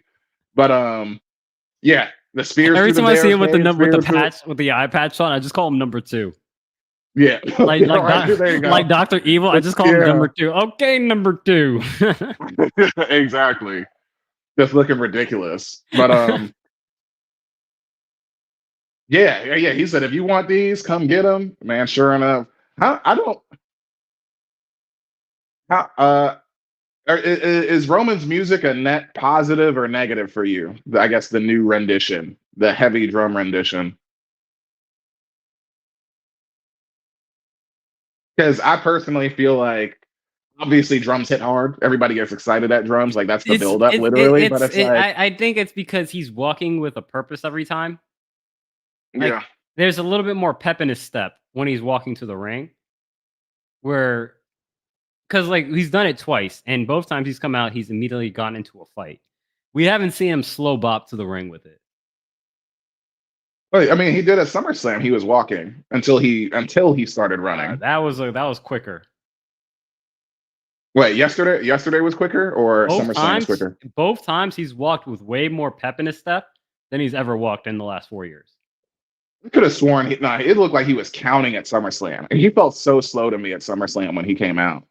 Honestly, That's a long walkway, anyway, so he had to hit it with the timing of the music for what he was doing. So for me, like yeah, he probably started out walking, but then like there was like when he came out and like he actually started walking down the aisle at SummerSlam, he was walking like a New Yorker. all right, I'll rewatch it. But And anyway, then he started jogging. And I felt like the same thing happened on SmackDown, where like he had a little bit more pep into his step. And so I like to see him actually come to the ring and not immediately get into a fight. I want to see him come to the ring with Paul Heyman and like, whoever Secret Service that he got with him yeah, with the bop, with the music. just because you said like as we're like talking about this, because you said like he was going slow before as tribal chief and like making his super slow delayed entrance, right? And now we're saying he's like slowly, like you just said, he's speeding up. It's a little bit more purpose to it. So now I'm just thinking, well, you got to take this all the way to the end. You know what he ends up being, right? John Cena. No, I was gonna say the ultimate tribal warrior. Just fucking hold on, sprint. Like that would be awesome. That's the super face. That's like let him come in and save Cody like that. The super face, like Roman. Like, oh man, yeah, that'd be ridiculous. But anyway. Yeah, I have that as my primo as well because even though we didn't get any dialogue from Roman, it was nice to just see that there was action being taken. And So it's very clear. It's like, yeah, that wasn't an accident that I Superman punched you yesterday. yeah, Like all of this is on purpose, and I'm proving it by beating the shit out of your boys. Like, because Solo took what 2 chair shots in there? was it Because I know like Solo or that was Tama? Tama. Okay, yeah, somebody got beat down with the chair. I think it was Tama Yeah, Tonga that like I he think it just was kept on popping them on the side, which yeah, I really liked how he did it because it just once again goes to like the skill set because he hit him like a dozen times, but every time he hit him, I'm like, he's hitting him at like 30% power. But I think it yeah, was just like the whip technique, made it look a little yeah. bit, extra. So it was really good. I am excited for this. My fantasy booking for how this plays out is that I think I don't know if Rome maybe he's there at next week's Friday, but I do think Roman is getting written off television when we go see SmackDown in DC in 2 weeks Mm. Yeah. because the SmackDown the week after will be in Berlin, so I don't think that he's going to be there. So I can imagine when we go see SmackDown in DC, Mhm. they tearing his pass apart. Because to your point, he ain't got no backup. He ain't got no Jay. He ain't got no Jimmy. He ain't got no Sammy. Paul's not there. He out there by himself. And so I do think there's a statement that's made when we go see SmackDown on the 23rd. Maybe that's And when then Jacob Fatu comes back finally for the first time. I do think we get I just feel it. It's like, when people be like, oh, I feel like a little, numbness in my toe. It means it's going to rain. Right. Oh yeah. Like, Sure, I know. I feel it in my Yeah. bones. I feel it in my bones. We got a Hell in a Cell match coming up at Bad Bad Blood. Yeah. I think that would be Solo, that would be Roman at Bad Blood in a Hell in a Cell. And the last time we had Roman in a Hell in a Cell, who was it against? Jey Uso. And that's where yeah. he had choked out Jay, and then Jimmy had to come in and all that. So I think we're gonna get something very similar with Solo, and his squad are gonna fucking destroy Roman in that thing. And then That would be fire. that's gonna get us into the road, into War Games. Yeah, and also another kernel for that war game stuff. I'm glad that you bring this up. Like you're booking right now. Like that's really cool. I'm down for that booking already, just as you say it. Yeah. But just to add to that, like you remind me, like on Monday, there was like a pro. I don't know if it was a promo or they weren't in the ring, but it was like backstage. But Jay was talking to Sammy about challenging for the tag team Yes. titles, That's another or bullshit. Sammy the other way That was around. another bullshit by fucking Adam Pearce. It's like, Wait, was we got was it for the no, I thought he was getting his title shot for a rematch for the Intercontinental title too, Sammy. Was it for no, the that's tag for the team? tag. Yes, it's for the tag team. Okay, That's that what they were makes talking sense. about. That makes sense because, like I said, they beat Judgment Day. So I'm like, all right, it seems like you're going to win those titles or at least get a chance to challenge for those titles. I thought Adam Pearce gave him an Intercontinental title shot as well. And I'm like, bro, that's why Adam Pearce, you suck. Yeah, because that Adam would Pearce be sucks the in general. Braun. That would be Braun and Sammy's third time if they did it. That would be Braun Sammy 3, Yeah. which we were already upset at Braun Sammy 1 for Braun not just destroying Sammy. So that's why it had to happen the second time. But yeah, when I think about that, it's like, oh yeah, so we're already even they're putting that tag team back together. Like Jimmy's like off screen, so Jimmy can just like come back and like, hooded or some shit. He'll be fine like whenever he comes back. But like you just need to Yeah. have an established tag team, and it's like, oh shit, well, we can have Roman, like you said, maybe he gets Samoan spiked all the way back to Raw, and he's like, hey Sammy, like I need some backup, dog. Like, you know what I'm saying? You're going to see For War Paul Heyman Games. pull up. You're going to see Paul Heyman pull up. That's what's going to happen. Yeah. Or Paul Heyman pulls up on him like on Raw. That would be dope. Yeah. Yeah, that But was definitely primo of SmackDown for sure. We agree with that. yeah. Carmelo or costing Andrade for the number one contendership. Like, I thought that was interesting because, like, as skillful as those matches were, Carmelo and Andrade. I think this goes back to like what I was saying is like your character can get you over. your entrance can get you over, or like you're just straight up like in-ring ability can get you over, which Carmelo and Andrade were on the in-ring ability. Yeah. And the entire time I'm listening to it, like they never said, or not that I heard, I didn't hear them say United States title. I just kept hearing them say #1 contender all the time. And I'm just like, there's not a chance in hell. Like, you know what I'm saying? Because like when I hear #1 contender, that means the main title. You know what I mean? So Oh. it was obvious. But I will say I just don't like that Santos Escobar won.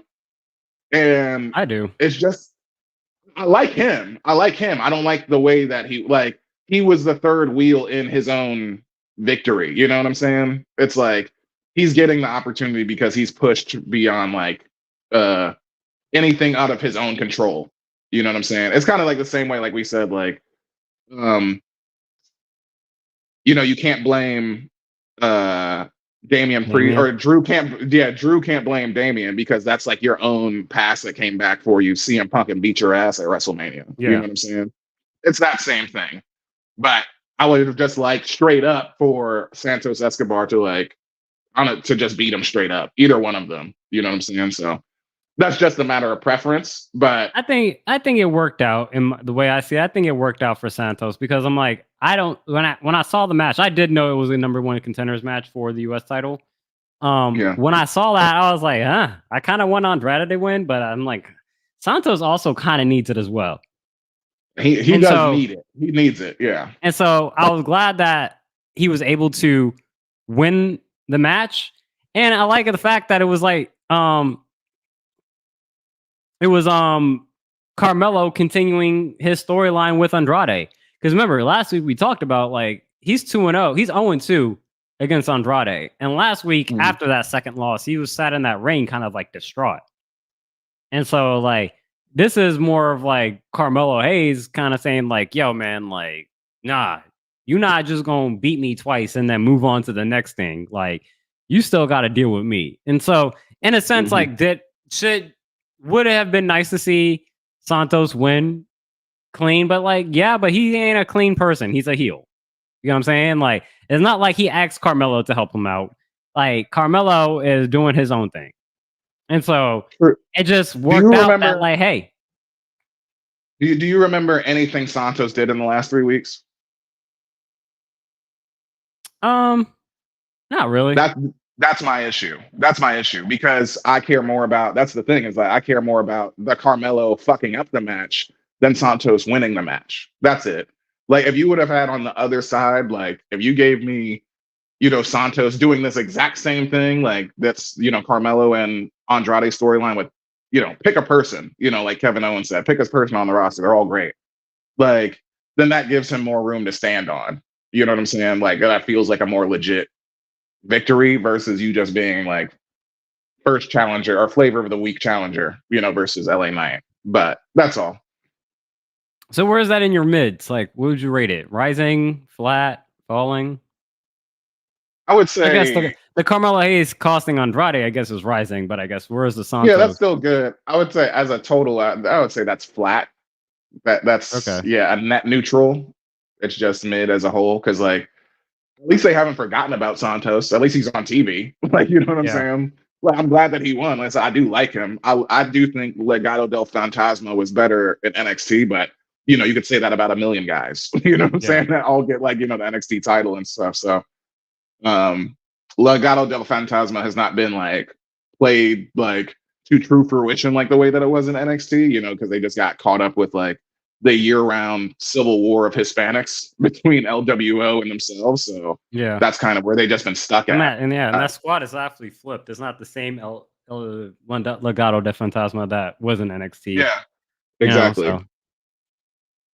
But that's all I had for that. But I'd say it's a net mid still. All right. And then finish it off. Yeah, for my shake, I told you like Tiffany, I want like when it comes to entertainment, just her being on my screen, Tiffany and Toni Storm. Like that's like those are my women. I don't care if they're both white and blonde. I don't care. I'll be a mayo merchant like Jomi on the Ringverse when Van called him a mayo merchant, I was like, oh, I'm dead. That shit was hilarious. I love mayo merchant, but yeah, I'm a mayo merchant for both of these white women. But Tiffany, like they really love using Tiffany in the backstage segment, having multiple interactions at once. Mhm. And she's planning Queen Naya's coronation party, which is great. What else would she be Yeah. doing? She's holding her money in the bank briefcase, saying she needs these flowers, needs this, and she's talking to some staff hand, like I forget, but basically like you're useless. I'll just do this myself. And then my guy's pretty deadly, definitely forgotten on the roster for sure. Yeah. Outside of like the once every 2 months tag team tournament loss or some shit. Immediately the same thought like that I had with Piper and Chelsea Green last week.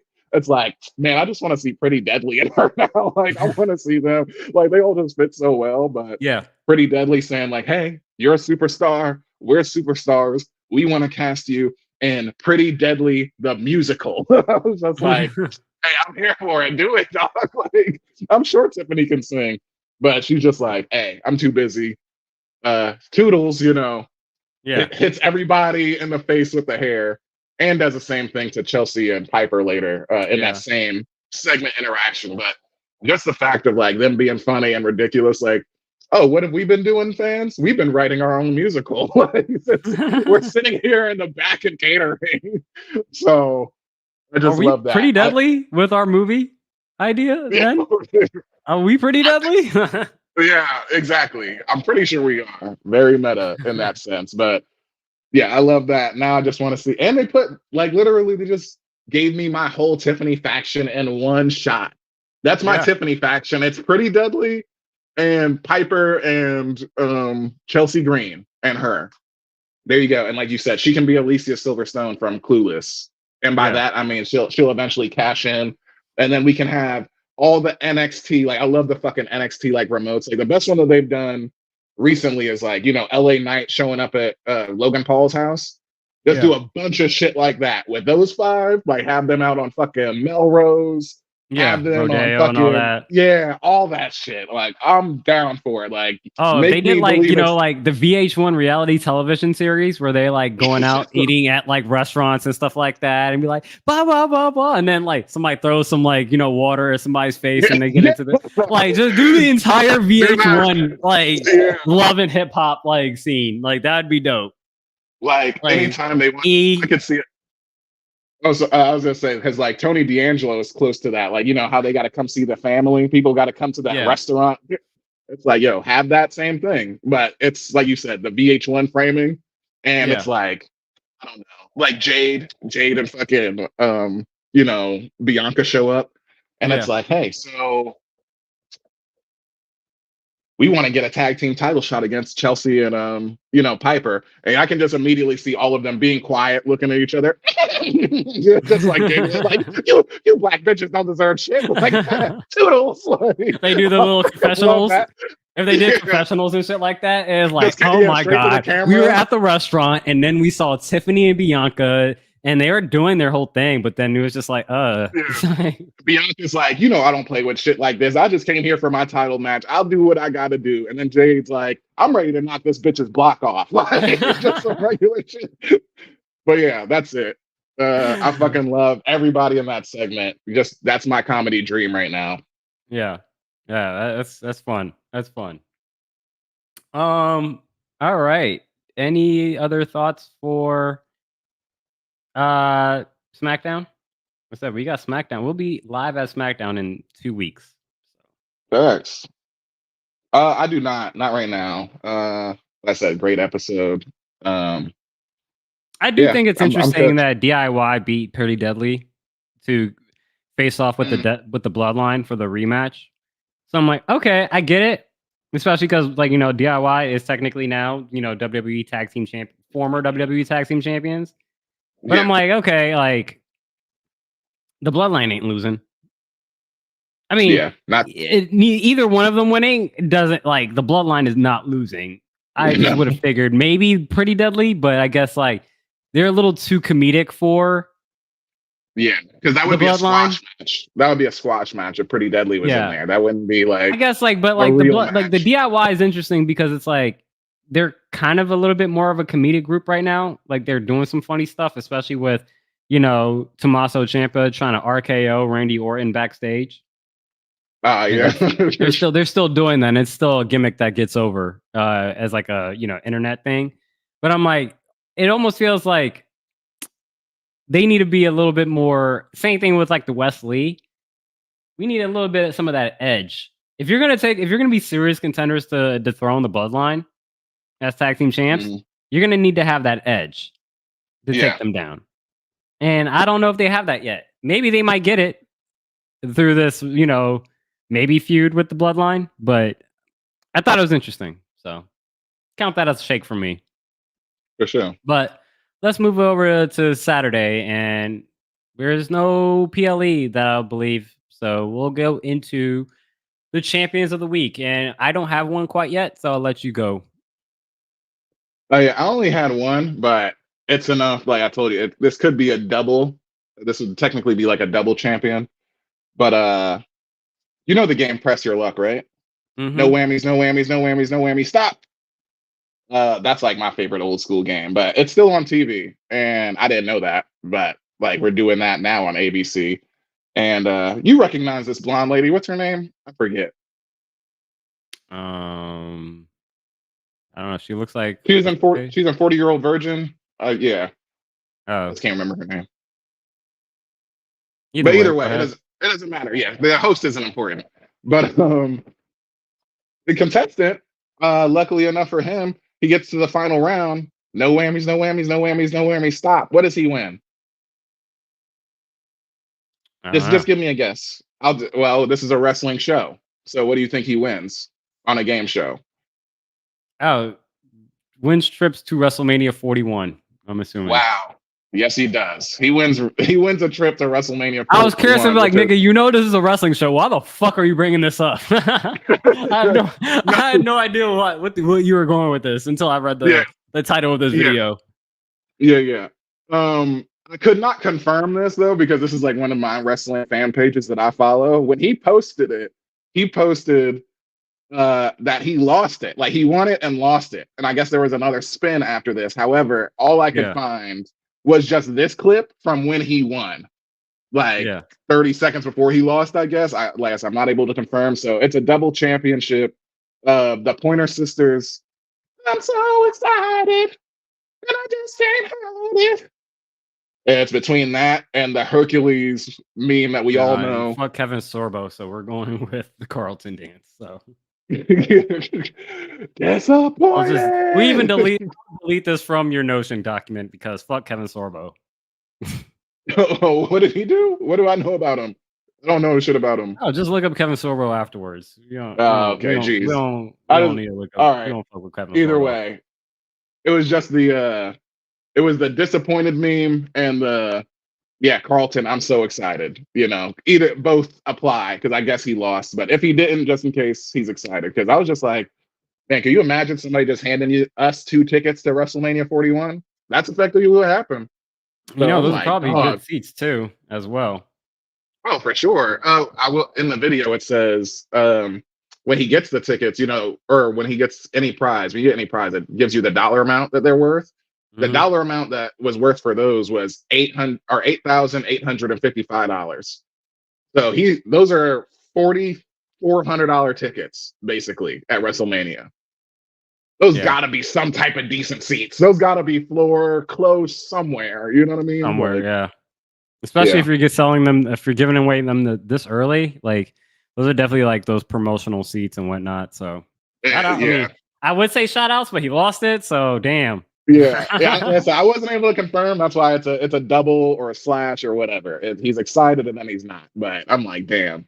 I'm gonna choose to believe that my man is still my man still got his tickets. I'm like, that sucks because that's really what I wanted to ask. Since we only got one champion anyway, how would you Yeah. feel? You just try to describe that. Try to describe the emotion of you being on this exact game that he's on, winning those tickets, and then your very next spin, you lose everything. You just land on bankrupt. See, like for me, I knew the value because we do a wrestling show. We know the value of going to WrestleMania, Mhm. right? So like, why would I even attempt to spin it afterwards? I'm good. I wouldn't even spin it Mm, because but again, for me, it seems like mhm. he knew. Everyone probably knows of WrestleMania, but he probably don't watch wrestling. Probably The hasn't way watched wrestling since. Probably hasn't I watched will wrestling say, since he was a kid. I will say the way he reacted like one of us would. It seemed like he was fucking But is that just like TV? out of 10. Is that No, TV to it could sell? be. That's true. But if I'm being earnest, I found it believable. So it could be TV, but if so, then that's just really good acting on his part. I'll just say that.